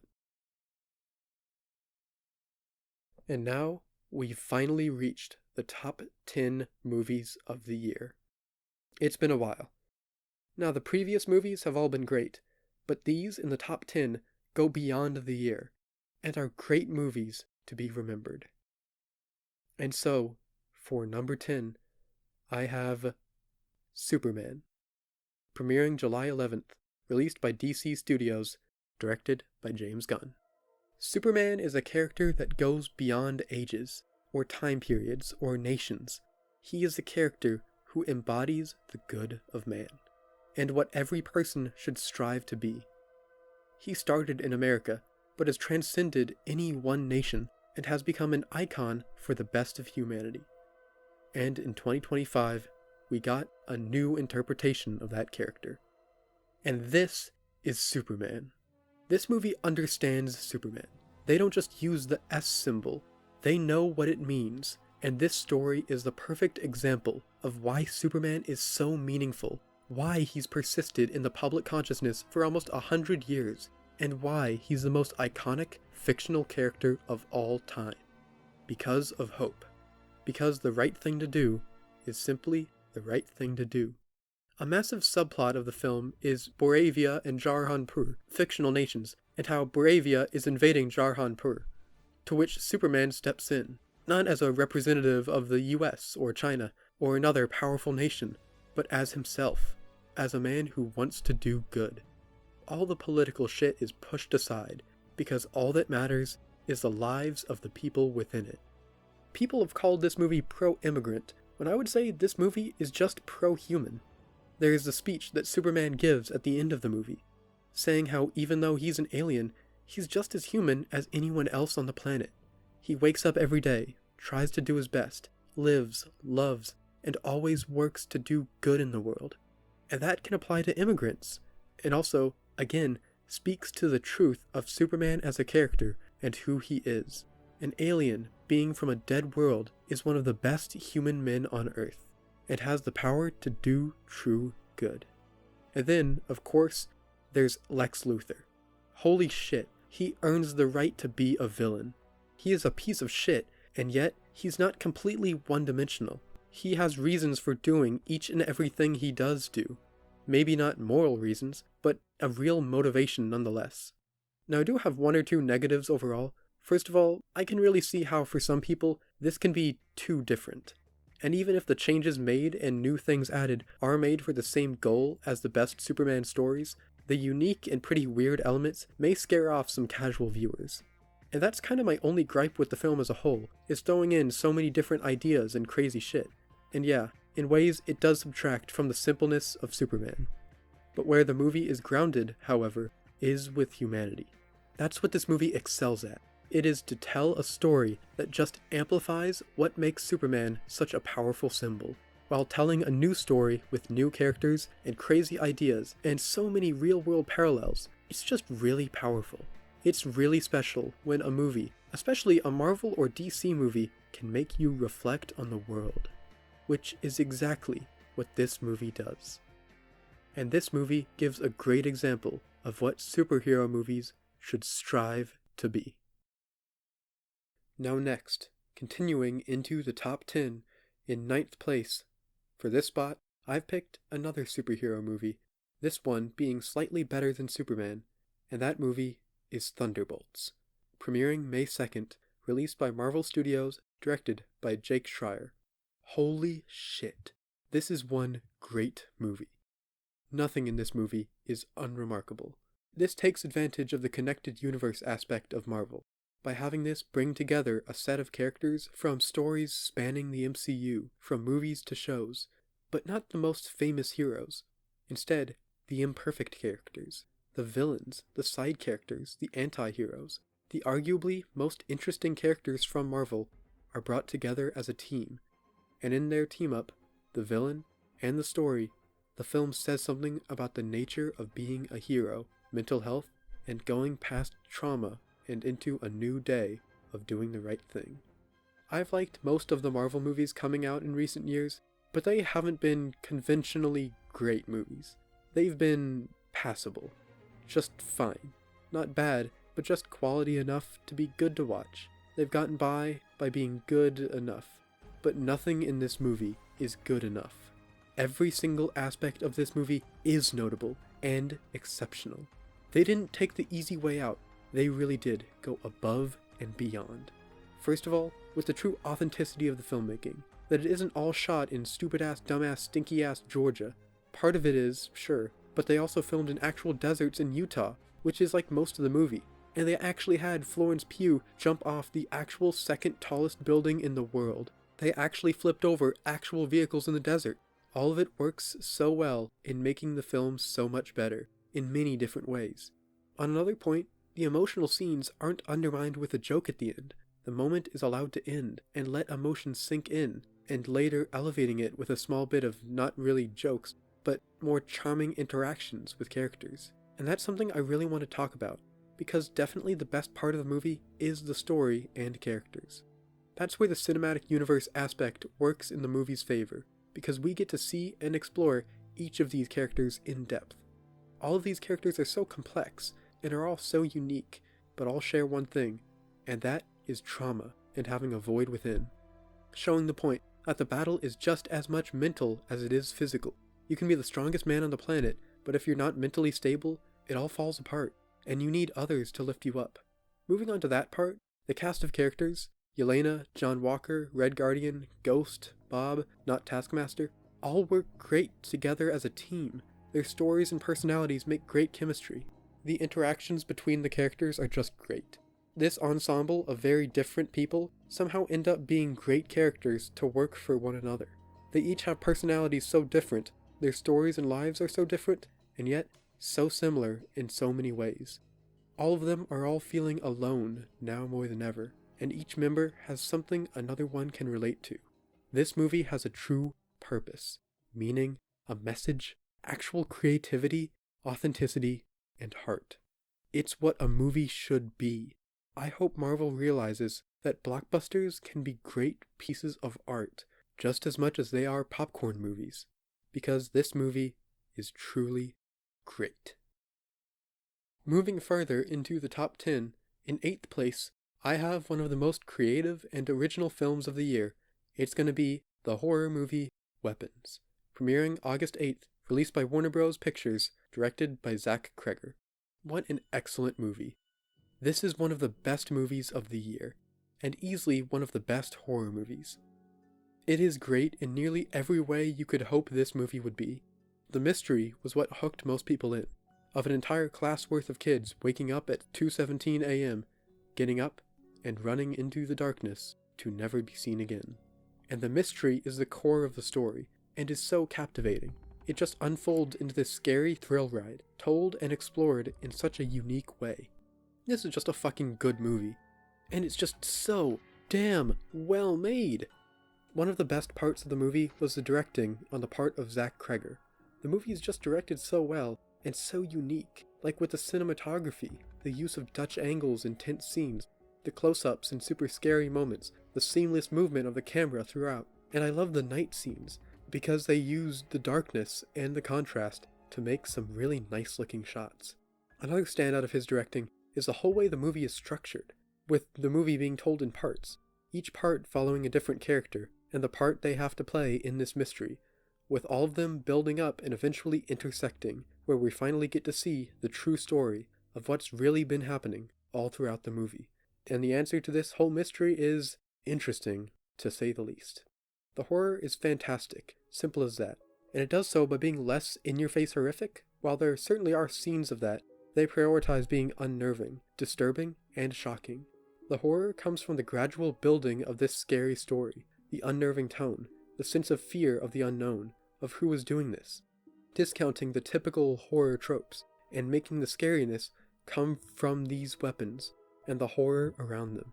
Someone simply running toward you, with the context of them being an empty soul, a puppet to kill, and that made it really scary. Most of all, the scariest part of the movie is the weapons. The bits of grainy footage of the kids running into the darkness is so chilling, and the scenes of the weapons running after people, eyes bulging out of their sockets as if they're about to burst out of their skulls from their drive to get to you, completely soulless, and weaponized with the sole goal of killing someone in a gruesome way, is just so creepy. It is so scary, having these husks of people reshaped to be weapons. The film just nails the rhythm of the different aspects of filmmaking, working together to craft a movie that not only looks amazing, but sounds amazing, has amazing acting, and a story that, while it can be a bit weird at points, is so captivating and interesting, with horror that is actually scary and has room for deeper meaning. While I do have some issues with the movie, there is no denying how excellent of a horror film this is. Moving up into 7th place, I have another horror movie, this one being a part of the universe which most people hate, but I love. That being Bambi: The Reckoning, premiering July 25th, released by Jagged Edge Productions, directed by Dan Allen. At long last, we finally have the Bambi horror movie, Bambi: The Reckoning, the newest film in the Twisted Childhood universe, the universe who made the Winnie the Pooh Blood and Honey and Winnie the Pooh Blood and Honey 2 movies, both of which placed in my top 10 of my 2023 and 2024 rankings. And we finally have the long in development Bambi horror movie. And this is easily one of the best films this team has made. They make this movie feel so much more cinematic, and they lean into the horror genre, but also the actual Bambi story. It's directed so well, shot so well, the CGI is great. This is simply a great movie. First of all, I'm blown away at how good Bambi really looked throughout the movie. The design of him is super well crafted. He's so disfigured and twisted. They make Bambi feel like a real, living, breathing animal. I like the little details they give. It's those types of details that really build a character. For another thing I noticed, the movie looks really good. Like, they must have spent half the budget on the camera, because the film looks so cinematic. And as for the translation of the Bambi story into their horror style, it goes over spectacularly, turning the death of Bambi's mom into the motivation for why Bambi is killing all the people he sees is a clear route to take the story, and they do exactly that. They build on the ideas of the basic Bambi story, obviously twisting it a ton to build it into a horror story with gruesome kills, but still having the big, broad strokes, the big story beats, the meaning of the story, and the characters, while also having their own original story and a new overarching theme that ties the movie together. Bambi himself represents all the different things hurting forests, from hunters killing his mom, to his wife killed by deforestation workers, to himself being mutated from illegally dumped toxic waste. Each of these themes add together to create a greater idea that ties together this film and the Blood and Honey films. The idea that one day, the animals fight back. After all this torture, destruction, deforestation, they get revenge. It's an awesome idea, which they didn't even need to do. But they go above what people just expected this movie to be, by crafting a story that both works as a horror take on Bambi, but also has something to say about forests in modern day. Not as a small side point, but as a driving force of the movie. They do those higher themes, but still keep the fun of it. I love this movie, and I love the people that make these kinds of movies because they truly care about these stories, about making fun, about making good scares, about making cool themes, and they truly care about just simply making a good movie. Next, in 6th place, almost at the top 5 films of the year, is The Life of Chuck. Based on a Stephen King book, but is anything but a horror movie. Premiering June 13th, released by Film Nation Entertainment, directed by Mike Flanagan. What a perplexing, yet truly excellent film. This is both a simple slice of life and a look into life itself, all at the same time. I can't remember the last time I cried seeing a movie in the theater, but this really did it. The first part of the movie is showing the end of the world, from a down-to-earth perspective of a separated couple coming to terms with it, and the other 2/3 of the movie are the life of a man named Chuck, from beginning to end, told out of order. This man, Chuck, loses everything. His parents died when he was a child, and his grandparents would die as he grew. There is so much sadness, so much pain, so much tragedy that these people go through, and yet the natural, pure joy and kindness and passion and creativity and magic of being alive and being human come out and persevere through it all. Chuck lost everyone. He suffered so much, but he was still Chuck and stayed kind and creative to all. This movie is just so liberating and joyful. Not to get too hyperbolic, but it's a reminder as to what living is all about. There is so much sadness, and yet it all ends with joy. Through the countless tragedies, through all of it, there's happiness. The joy in the teacher's eyes seeing that someone else cared about poetry. The grandma dancing with Chuck while she cooked. Especially right now, the world needs such a life-affirming movie like this. And the speeches they give on philosophy, on math, all give a beautiful way to look at the world. The acting is truly stellar.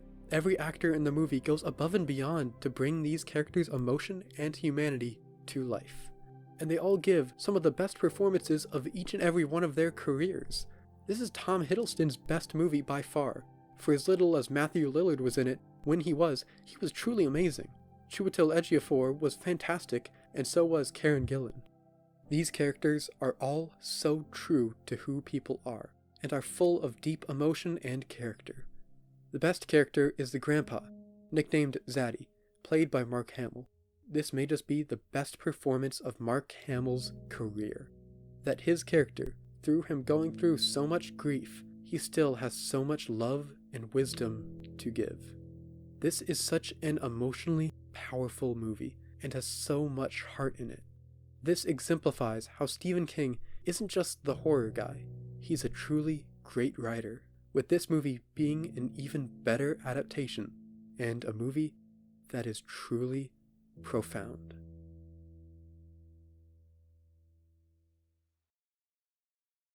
Now, we are in the top 5 movies of the ranking. So for 5th place, 5th best, it's gonna be the final Mission Impossible movie, Mission Impossible: The Final Reckoning. Premiering May 23rd, released by Paramount Pictures, directed by Christopher McQuarrie. This movie didn't have to try. This movie could have been okay. But this movie is genuinely one of the best action movies I've ever seen, pushing all the boundaries for the genre itself. Not only in the action, but the themes, the pacing, the cinematography, the emotion, and the scale, as the grand finale of the greatest series of action movies of all time. These movies are the golden standard of action movies, and that is just what this movie is, but on a new level, upping every aspect of action movies in general, both in the typical ways and in how it goes beyond an action movie. Especially for the supposed final movie in the series, the whole plot just feels so much more epic, and they take it seriously in the parts that matter. They build up the true scale of this villain, and the true horror of what could come if the villain, the entity, wins. The story revolves around a villain that isn't human, but is an artificial intelligence known as the entity, a villain that represents the evils of modern day. In a modern political climate like today's, where the world is at the brink, when wars are being waged, when countries are looking at each other, ready to attack, when technology, mainly artificial intelligence, is gaining power and becoming a threat, something to fear, all of these things happening at once. There's something great about a dude coming along and skipping past all the debates and systems and discussions and just fixing the fucking problem. The entity is truly powerful, like real technology. The entity itself is a metaphor for all the worries, all the dangers, all the fear, all the evil of technology itself. And similar to real life, the world doesn't wish to kill it, to instead utilize it, to control it, as a weapon. Because it cannot be defeated, the best option is to control this evil being. And then Ethan comes along and says fuck off to all that. All those deep reasonings, all those political and philosophical debates, he just says, nah, I'm gonna kill it. Throwing aside all the things clouding up what should be done and getting right to what is simply the right thing to do. It shows what people should be, to not get caught up in the systems we created, to go back to the basic idea of what is right. The movie takes itself more seriously than pretty much any other film in the series at all. There's a real grounded feel in a lot of the movie. The nuclear threat is emphasized. There's a scene showing what could have happened, and it's really chilling to watch, and shows the impact of this. At points, the film even reminds me of a few scenes from Oppenheimer, as in how they show the horrors of war and the nuclear threat. And while some may not like the slightly more serious approach, I think it only works to make the film so much better in serving as something more than a Mission Impossible movie. The scale of the film is so large, the long runtime does the film a lot of good in building up the entity as a true worldwide threat. And like the previous films, but to a further extreme, the philosophical ideas are present. That sounds ridiculous, but the Mission Impossible movies always have quotes that say something about both someone personally and the world as a whole, which this film has, to the extreme, like in the final goodbye monologue by Luther at the end. The stunt work is superb, shocker, and I got to talk about the elephant in the room, the fucking airplane twist. That stunt might just be the greatest stunt in movie history.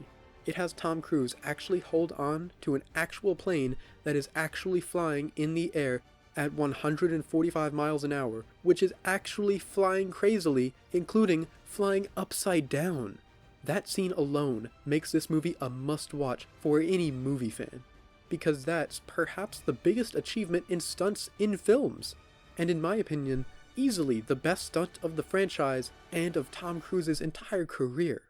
Additionally, outside of the big stunt, the smaller stunts and the hand-to-hand combat are especially good. The filmmaking of the series has evolved to where now the fight scenes and the stunts have been perfected, with great coordination, spacing, angles. They're just great. Movies are made for this, and this is what movies should be, not just in the finished work, but in how they're made. Honestly, only CGI is the wires. They filmed pretty much everything on location, and the production was made fully ecologically sound, as seen in the logo at the end credits of the movie. And the main reason this movie was made during the Hollywood strikes, and it didn't have to stop production, is that they were basically already complying with effectively every demand the strikers wanted. The workers were being paid well. Even part-time workers from outside VFX studios were being paid as if they were full-time Paramount employees. Everyone was treated well and paid well behind the scenes, and that is something so rare to see, especially in massive Hollywood blockbusters like this. And the best part, because the movie is about the horrors of what AI can be, they put their money where their mouth is, and had a disclaimer that banned this movie from ever being used as material to train AI programs, and banned the movie from ever being connected to the use of AI for all time. This is how movies should be made. And this shows that you don't need to sacrifice good treatment of workers, or selling out to AI, or using CGI to make a truly fantastic action movie. That is both a fun action movie and a movie that speaks on the biggest problems in the world. It gives a truly simple answer: to shut the fuck up and save the world. But the absolute gall to announce a stunt category in the Oscars right after the last Mission Impossible movie came out. That is wild. And continuing, almost at the top 3, in 4th place, it's going to be The Black Phone 2, the sequel to the horror movie The Black Phone, premiering October 17th, released by Blumhouse, directed by Scott Derrickson. I was hesitant about a sequel to The Black Phone. For the first film, the plot was great. A serial killer who kidnaps a kid, and in the basement he's kept in, there's a black phone that lets you talk to the ghosts of the previous children killed by him, and those ghosts help the kid escape. It's so perfect. Written, shot, edited, and acted so well. The first movie was such an amazing standalone film, and ended on such a great note. so this sequel would really need to prove itself to me. And this not only does, but it may be better than the first. This is a fantastic movie. The plot builds on the first film, but in a new direction with a new style. It's set years later, with Finney, the survivor from the first, and his younger sister, Gwen, now older. And after Gwen begins to get more visions of a camp and the grabber returning, they investigate by going to this camp during a winter storm and uncover the truth that the grabber is back from the dead, just like the kids on the black phone. It builds on the supernatural and character elements of the previous, but with a new twist of the grabber being similar to Freddy Krueger, the settings, and the characters. Unlike other sequels, instead of reducing the characters, they're fleshed out even more, in a very emotionally mature way.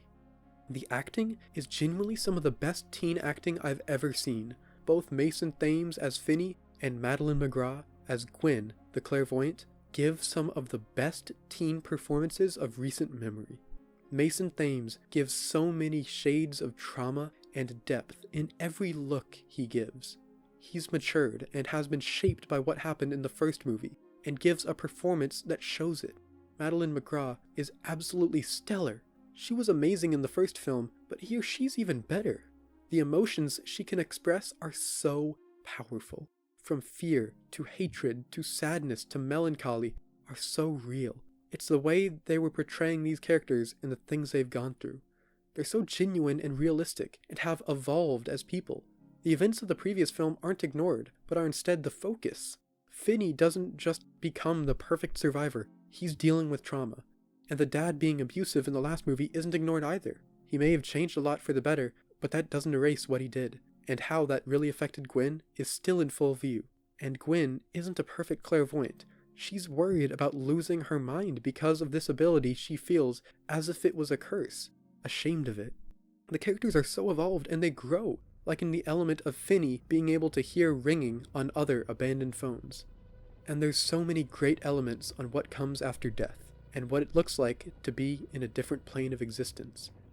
The ghosts can communicate by using their spiritual energy to affect electromagnetic waves to make phone calls, of the phone picking up the reception of their spiritual energy from another plane, which is how they can communicate. And there's elements of how powerful emotions like fear transcend planes of living, and the emotions of the living can keep the souls of some alive, like with the grabber living on through the eternal mysteries he caused, gaining power from fear. And now for the grabber. He's even more evil now, because he was already evil, and after he died, the most human parts of him went away, and all that was left was his sins. Which, for the grabber, he's set on sins. The grabber is just so fucking cool as shit. He has top tier character design. The grabber's look was already great, but it was perfected with the frozen over icy style of the mask, and underneath, his mangled, bloody, hellish, disfigured face is real freaky. But the best part of this movie is, they fucking play the song Subways of Your Mind in the movie. That is so fucking awesome. That song, for those who don't know, was known as the most mysterious song on the internet for years, and it was the most famous piece of lost media. The internet had the whole song, but nobody knew who made it, where it was from, what year it was made, nothing. Just the song itself. And in 2024, after decades of internet searches, the song's origins were finally found, with it being made by a band called FEX. And here in the movie, at one point where Finney is watching TV, a commercial pops up. A commercial for the song. And it talks about the brand new hit song from FEX, Subways of Your Mind. It's almost like this is showing a world where the song was never lost, but was well known and popular. It was a pretty emotional moment for me, as someone who's been following the search for the song for the last 5 years. It's such a deep-cut reference to make, that it shows this movie's dedication in being true to the aesthetic. Speaking of which, the aesthetic of this movie is fucking top tier. The first movie already had an aesthetic that was stellar, but this is on a whole nother level, with the snowy ice setting, the secludedness, the mountain scenery, the dark nights, and of course, the 70s stylizations, like with the style on flashback scenes and dream sequences. That also brings me to the dream sequences, which are also great. Obviously taking inspiration from A Nightmare on Elm Street, but making it completely their own, with their own style and twist on it, with some really horrifying imagery. The movie is still reserved in showing overly gruesome stuff in the same way as the first, and leaves some stuff up for interpretation in how it went down, but what they do show is genuinely scary and horrifying to look at. The horror is used so well and is interspersed throughout the movie, creating a sense of scariness. Overall, this is one of the best sequels I've ever seen, like Terminator 2 type shit. It's everything a sequel should be, to not rehash, but to continue the themes and style and characters of the previous, and evolve them to make them anew. Every single thing in here is absolute cinema, no notes. In terms of horror movies in modern day, this is the best it gets. So it gets 4th place in this ranking. Hell isn't flames, Bill. It's ice.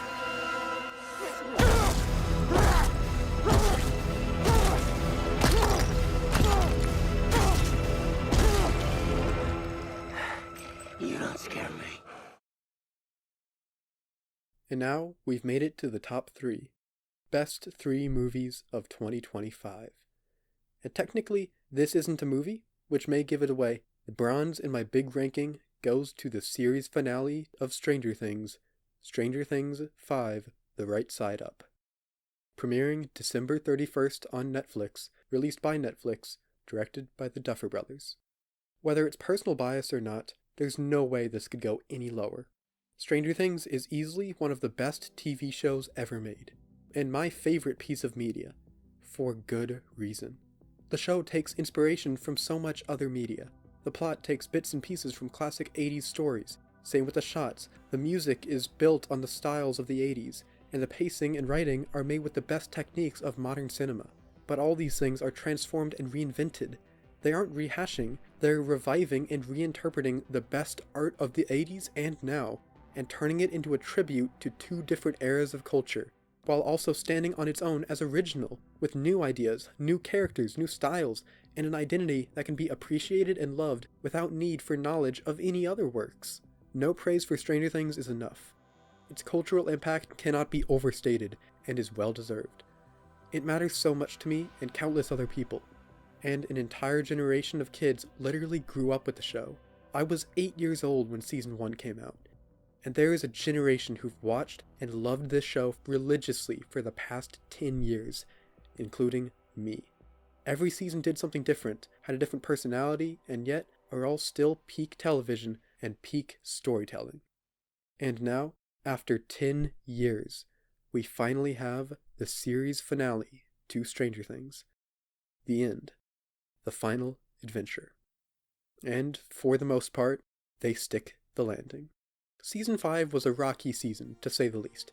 As Season 5 had progressed, there had been noticeably some lackluster episodes, with massive, valid criticisms of the weird acting, the lack of focus on important characters, the cheap-looking visuals, and the previous episode to this, Episode 7, the second-to-last episode of the whole show, not being that good, and having some really bad moments. So going into this, the big final episode to the best TV show of all time, I was nervous. Just hoping they would get it right, because they had to. And they do everything I wanted for the finale. For one, the Mind Flayer. I needed them to bring back the Mind Flayer. He has such a presence that every scene he was in was spectacular. He was the best part of Season 2. He's the mastermind behind everything, the big bad.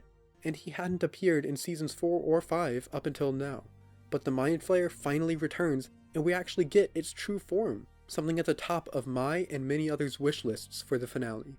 As for the other villain, the development of Vecna's character and his backstory is interesting and a good payoff. What the finale does best, though, is with the main characters. The characters of this show have always been its strongest aspect. They've grown up with the audience, quite literally. The bond the audience has to these characters is so deep and powerful, and they all deserve a good, well-made ending. If this finale was going to get anything right, it should be the ending of the characters. And all of them get a perfect ending.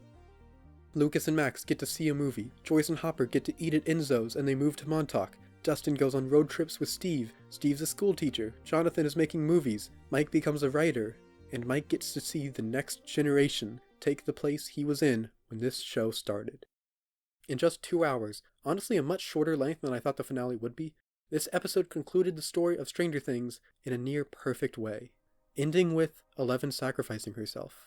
As much as I love her character, it was a good thematic decision, and I really like that they left it up for interpretation whether she actually died or not. Mike's explanation of where she is sounds too perfect to be true, but part of it is true, like how did she use her powers when there were 3 of the sonar machines, and why did her nose not bleed unless she wasn't there? Just enough believability to make it feel possible, which is the perfect way to do it. I'm not unhappy about the lack of deaths this season. It may feel a bit anticlimactic to have there be pretty much no deaths, but I don't want any of these characters to die. And it's a great ending to have them all get that happy ending. A big complaint going around is the plot holes and plot points left open, but the only plot points that are left open are the ones that don't really matter to the overall story, like the lock opening in the intro to Season 1, or Joyce knowing Henry Creel from high school, or the origins of the stone that gave Henry his powers. Those would be good to have resolved, but they aren't anywhere near big enough for them to take away from an overall episode, at least for me. I know it's different for other people, but I can only speak for myself, and I didn't mind these plot points being left open, especially when the answers to them can be easily inferred, and anyone can have their own headcanon for them. There's a million nitpicks I could make about this final episode, and about the season in general, like Eleven's underwhelming reaction to Max waking up, or the absence of Max's mom, or the quick death of the Mind Flayer, or how the characters are just breathing fine in the Upside Down and in the Abyss, or Will not having a reaction to the Mind Flayer dying, or how Max and all of Hawkins just accepted that Hopper is alive after 2 years of thinking he was dead, or how Max graduated, or the time jump, and then all the little things I would have wanted to see in the finale, like Susie having a cameo, or Dr. K dying, or the Mind Flayer resembling the Thessal Hydra more, or the Demogorgons, Demodogs, and Demobats having a final showdown with Will. And there's honestly way too many more. But what matters isn't the tiny plot holes or personal gripes, it's how they end it. It's how it all comes together. It's the overall characters and story, and I feel like they nail it with that. I was left emotionally satisfied, and that emotional satisfaction more than makes up for all the other nitpicks and issues in my book. There isn't that one massive plot hole to be resolved, it's just a comical amount of small ones. It still would have been cool to get every little thing resolved, but I can look past that when the overall story is great. Which it very much is. Despite all the nitpicks, the lack of deaths, the open plot points, the at times confusing narrative, the rushed runtimes, the mixed bag that is this overall season, I still ended up absolutely loving this final episode. The finale could have been way better. It could have been number 1 on this ranking. But the bad parts of Season 5 pale in comparison to how this finale puts a fitting end to these characters, to the world, to the story, and closes the saga of Stranger Things. And now we are at the runner-up, the second best movie of the year. And it's the movie with the most Oscar nominations of any movie ever, Sinners. Premiering April 18th, released by Warner Bros. Pictures, directed by Ryan Coogler. Sometimes a movie comes along that is not just good or great, but transcendent. Every single scene and part of this movie oozes with culture and meaning. The amount of themes this movie touches on is insane, and managing it all so well in such a lived-in, breathing world of the 1930s South with real characters, and so rich with mythology and culture. The movie stars 2 groups, one being Smoke and Stack, twin brothers played fucking amazingly by Michael B. Jordan, who grew up in Mississippi, went to World War I, and became gangsters in Chicago before they moved back to their hometown and opened up a juke joint, and they reconnect with people of their past and what's haunted them from their past. And then there's Sammy, the son of a preacher, living in the same town, the cousin of the Smoke twins. He's a musician, playing ballads on a guitar that are full of magic and spirit. Later on, that magic that he possesses draws in a deep, dark evil. The movie is evenly focused on the twins and Sammy, and both of them, as well as the characters, all speak to different cultures, different backgrounds, different outlooks on life, which play out across the film. The film feels so cinematic. Something being cinematic doesn't mean having a massive scale, it means being real, feeling like a living, breathing world. Which this does. The vast landscape shots are so beautiful, and the way this uses IMAX is amazing. Some scenes are shot in a usual aspect ratio, then moving into a massive, wide IMAX shot, full 70mm. The movie is beautiful, especially in that scene, when Sammy performs a song at the juke joint. That scene is transcendent. It was set up how music pierces the veil between realms, between life and death, and between time itself. And here, we see that very thing. As the song continues, the rhythm grows, the voice gets more powerful, the barrier between realms goes away. 70s guitar players, African dancers, rap DJs, 80s hip-hop artists, Chinese dancers seep together across space and time to join in a moment of musical bliss. The music shifting through styles and tones and instruments and genres, displaying visually what the movie is saying about the magic of music. Across cultures, across eras, and weaving through them, showing the power of art to transcend time itself. That scene could have gone so badly. It could have seemed full of itself or forced, but it's done just right and fully executes the vision of being an ethereal trip through space and time through music. All in one continuous shot. That is shit that only movies can do.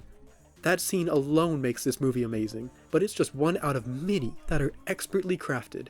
It's not just the music, but the music does lift it up, something true with the overall soundtrack.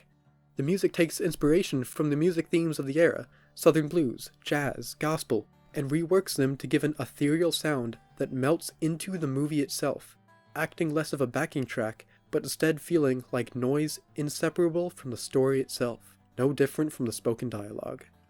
The film acts as a melting pot, just like the nation this movie dissects. Southern black culture, Irish culture, vampires, indigenous culture, Chinese culture, music culture across time, blended into a fusion of culture, held together by a stellar cast. Everyone is simply phenomenal, from the smallest background actor to the main stars. And we spend so much time with them. The first hour of the movie is just about them. A vampire doesn't even appear on screen until an hour in.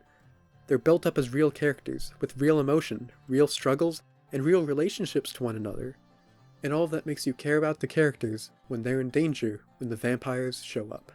In all the promotion of the movie for award season as a high art movie, they only showed the first half of the movie, where there aren't any vampires, because so many critics only see value in the first hour of being a super ultra realistic story. But the other half of the movie, with the vampires and the horror, can't be removed from the movie without removing what the movie is. The vampire element is integral to what the film is saying. Rimmick, the lead vampire, is Irish, who experienced colonization in his home 1,000 years prior. And now, 1,000 years later, what he went through, prejudice and colonization, are still happening. There's so many parallels between the vampires and the real-life evils of human beings. There's one scene of Smoke talking to Annie, where she says how evil comes from demons and supernatural entities beyond humans. But Stack and Smoke were gangsters in Chicago. They saw all kinds of deaths, massacring, destruction, evils they didn't know were possible, and they didn't come from demons or ghosts or vampires. They came from people, human beings. They did it not because they were possessed, but for power, and money gets power. Evil doesn't come from spirits, it comes from the people living. But the truth is, it comes from both, and they both amplify the other. Rimmick, the KKK, and the church want the same thing from the guitar boy, Sammy. They want to take his skill, his magic, his individuality, and his culture away from him. The vampires could be a typical metaphor for other cultures being consumed and sanitized by America, and blended together into a melting pot, removing individuality, but it's more complex than that. The head vampire is an Irish person who had lost his own culture to invaders, and he's trying to show that culture to others and rebuild it. But he has a fundamental disconnect with these cultures, and ends up doing the same thing colonizers did to him all that time ago. The vampires are for assimilation, and the whole cast of characters vary on whether to assimilate to the wider culture of the world or to stay true to their own culture. And the ones who are truest to their culture are the ones who fight the hardest, because the closer you are to your culture, the more aware you are when it's trying to be taken from you. And they fight for it. This film is about fighting for what you deserve, fighting for your culture, fighting for love, fighting for the ones you care for, and fighting for freedom in a world trying to take it away. All these characters, the setting, the themes, are all cogs in a machine that is this masterclass of storytelling. Just like the generational scene, this movie is a bridge between cultures, exploring them and weaving together their history, culture, heart, and soul in a truly transcendent movie. So it deserves the number 2 spot. Finally, we've made it. First place. the best movie of the year of 2025. After 74 movies, this is it. This is, in my opinion, the greatest movie the year of 2025 has to offer. And that movie is The Long Walk. Premiering September 12th, released by Lionsgate, directed by Francis Lawrence, and based on a book by Stephen King. I've talked about movies from all kinds of genres, all kinds of tones, all kinds of styles, all kinds of identities, but this is something different. This movie goes so far into immersing you in emotion, more so than any other movie of the decade, told using a story that explores the nature of humanity. It takes something everyone has thought at some point: how far could I walk? And it shows a story where the government makes a contest. 50 boys must walk at 3 miles per hour down the road. If you slow down for too long, you die. If you stop, you die. If you leave the road, you die. The last man still walking gets all the wealth a man could ever need and one wish. How far can you go? In modern day-to-day life, people become separated and distanced from their fellow person. But in a situation as simple as walk or die, the true, inherent camaraderie of people come out. The movie is both unapologetically bleak and brutal and cruel, but at the same time, beautifully human and hopeful. Not just hope in the movie, but this gives hope for the movie industry. The cast is full of stars who are young, just starting out, and these performances are transcendent, so real, so raw, so true, that every one of them will carry movies for decades to come. These are the future of the film industry. These are the people leading the next generation of movies, and what a movie to start a generation out with. First, the director, Francis Lawrence, is the director of all the Hunger Games movies, and his experience of creating a living, breathing, dystopian future of a tyrannical government can clearly be seen in this film's world. I know they filmed in Canada, but the setting is so clearly meant to invoke Appalachia and the forgotten America. Walking through dead towns, rotting buildings, people living in a place forgotten by the world. It's a setting that gives a backdrop of government cruelty, of throwing aside a region of people. The world building is amazing, and even though in the movie, aside from the beginning, we literally never leave the road. And yet, through speech, through flashbacks, through set dressing, the story of this bleak and dystopian future is fleshed out. It builds on ideas of what the world was feared to look like after wars like World War II. America destroyed by war, in depression, poor, and people must turn to the long walk. The world building isn't built on spelling it out and exploring it, instead showing it through the eyes of the characters. This movie, more than effectively any other, is entirely reliant on the characters. Like I said, outside of the very start in a car and a flashback, the movie takes place on empty roads in the country with nothing to really look at. There's nothing to listen to look at. It's just these characters. All the story is told through them. If they aren't perfect, the entire movie falls apart. But they are. They really are. This has so many great young actors, some who only are getting big this year, like David Johnson or Ben Wang. And the movie was actually filmed chronologically, and with the cast actually walking at 3 miles an hour down actual backcountry roads, and actually befriending each other as filming continued. The cast grew bonds as the characters did. The movie stars Cooper Hoffman as Ray Garrity, and David Johnson as Peter McVrise. They're the leads. Ray coming from a background of having experienced oppression, with his dad being killed by this tyrannical government, and Peter having been poor and on the streets for most of his life, and they're both just trying to make it by. They're good, honest people, and the movie slowly shows how they're so similar, and their bond grows and grows until they're truly brothers, in every meaning of the word. But it isn't that just the main few are built up as characters, everyone is built up as a real person. The movie is shot as to where we're always moving, alongside the characters, so it feels immersive, like we're walking alongside them, which works to further immerse one into these characters and make them real, like actual people, but not as perfect people either. Nobody is pure of heart, and no character is two-dimensionally good or bad. The point is that you don't have to be a perfect saint to deserve life. Everyone does. Asshole characters who are nothing but cruel are killed, and that's a tragedy all the same. Mark Hamill's character, only known as the Major, is truly evil. He's the man running the whole walk. He's overseeing all the death, and everything he says is right out of what a soulless government would say. They never even show his eyes, instead hiding the windows into the soul behind a big pair of sunglasses. Because he is soulless, careless, and is all the soulless evils of war rolled into one man. His own son was competing in the walk, and when he died, the general didn't bat an eye. He is truly the embodiment of war itself. The long walk itself is a metaphor for war. The best way to put it is to simply quote Cormac McCarthy with the quote, "War is God."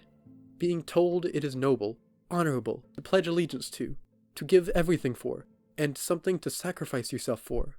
But it is really a cruel game run by soulless monsters in a bid to control the flame of revolt and to hold on to power, by ending the lives of human beings, not by hand, but by a game.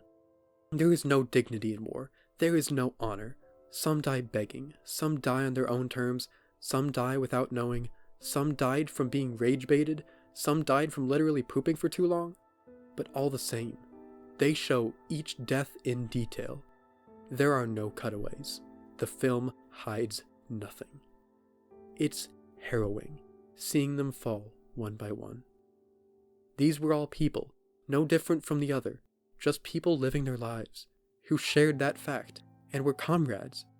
But through the long walk, the inherent bond that people share is broken and ripped away, some turning on each other, others losing that humanity, and for the ones that hold on to that camaraderie, that makes the inevitable death of each of them so much worse. The others must slowly succumb to a fate that they know is not noble, but a cruel death at the hands of tyrants. The movie starts off on a hopeful tone. Everyone's ready to go, spirits are high. But as the film continues, as people begin to die one by one, and the odds of you being next go up and up, they all change, and people's spirits are being broken.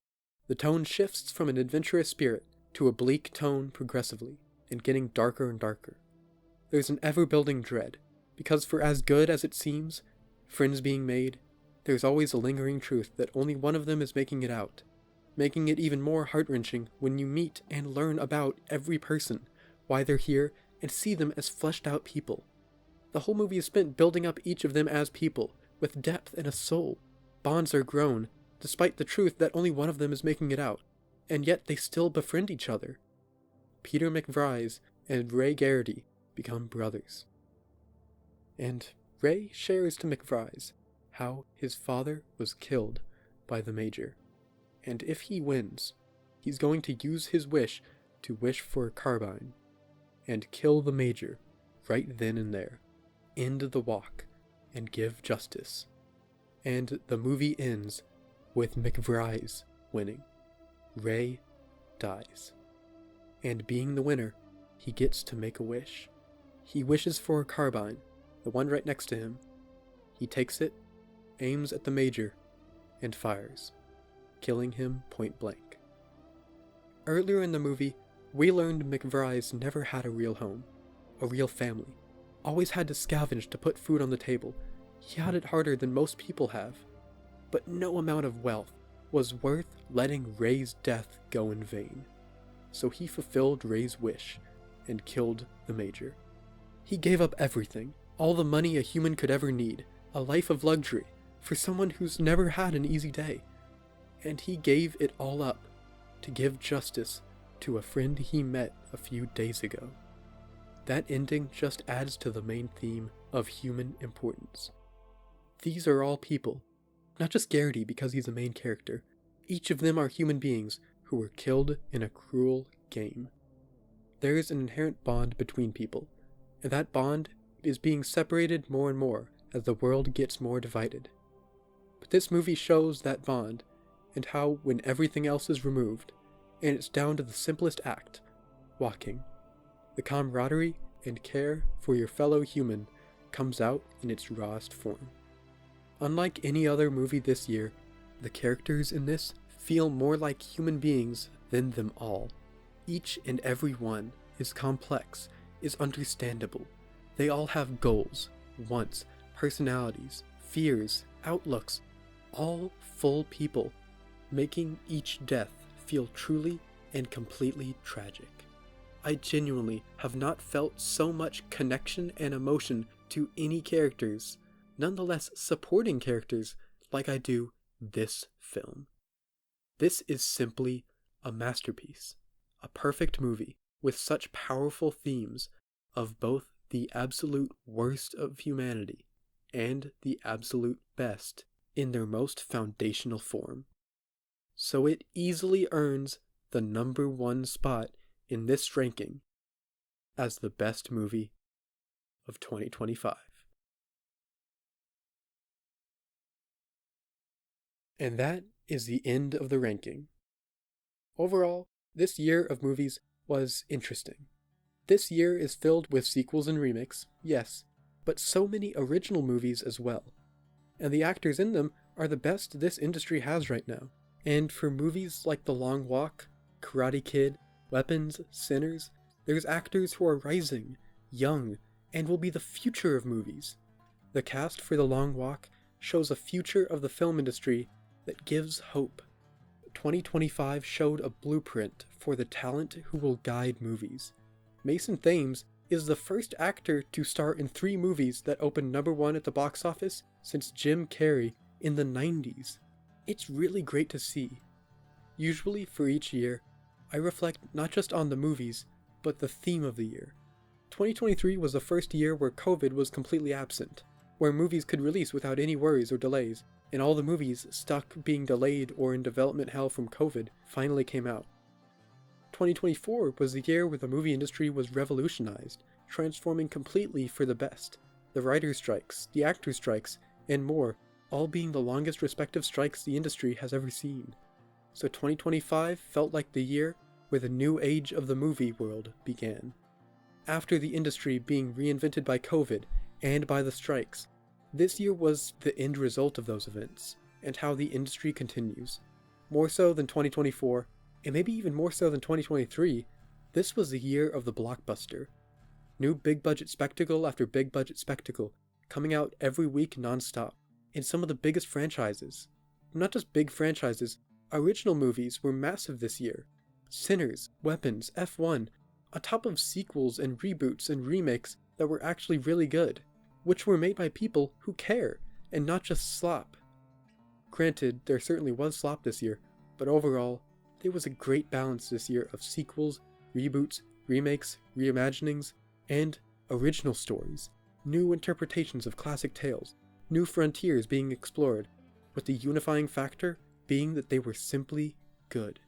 And seeing how many good films came out this year, I think it only seems fitting that this ranking ends with a montage of the very best quotes of the year, the quotes that will stay relevant for years to come. And the rites and rituals and costumes, all of it. It's storytelling. You're right. Guess the question is, do these stories convince us of a lie? Or do they resonate with something deep inside us that's profoundly true? That we can't express any other way except storytelling. Those kind of people can't see the beauty in this world. What fucking beauty? The sky, the trees, the birds, fuck, man, everything. Steve gave people something to believe in, but you give them something to aspire to. Blues wasn't forced on us like that religion. Nah, son. We brought this with us from home. It's magic what we do. It's sacred. And big. The last thing I do is drive that car. I will take that life, man. 1,000 times. Then what are you willing to sacrifice? Everything! This is our year! Everything you are everything you've done has come to this. In life, you have only one question. Is it worth fighting for? You contain multitudes. I'm as human as anyone. I love, I get scared. I wake up every morning and despite not knowing what to do, I put one foot in front of the other and I try to make the best choices I can. But that is being human. Our lives are the sum of our choices. This is your calling, your destiny. I have no regret. Neither should you. Hell is in flames, Bill. It's ice. Whether we had 3 hours, 3 days, or 3 decades, this moment, this fucking moment, it matters, man. Say it. This matters. This moment matters. Yeah. Goddamn right, let's continue.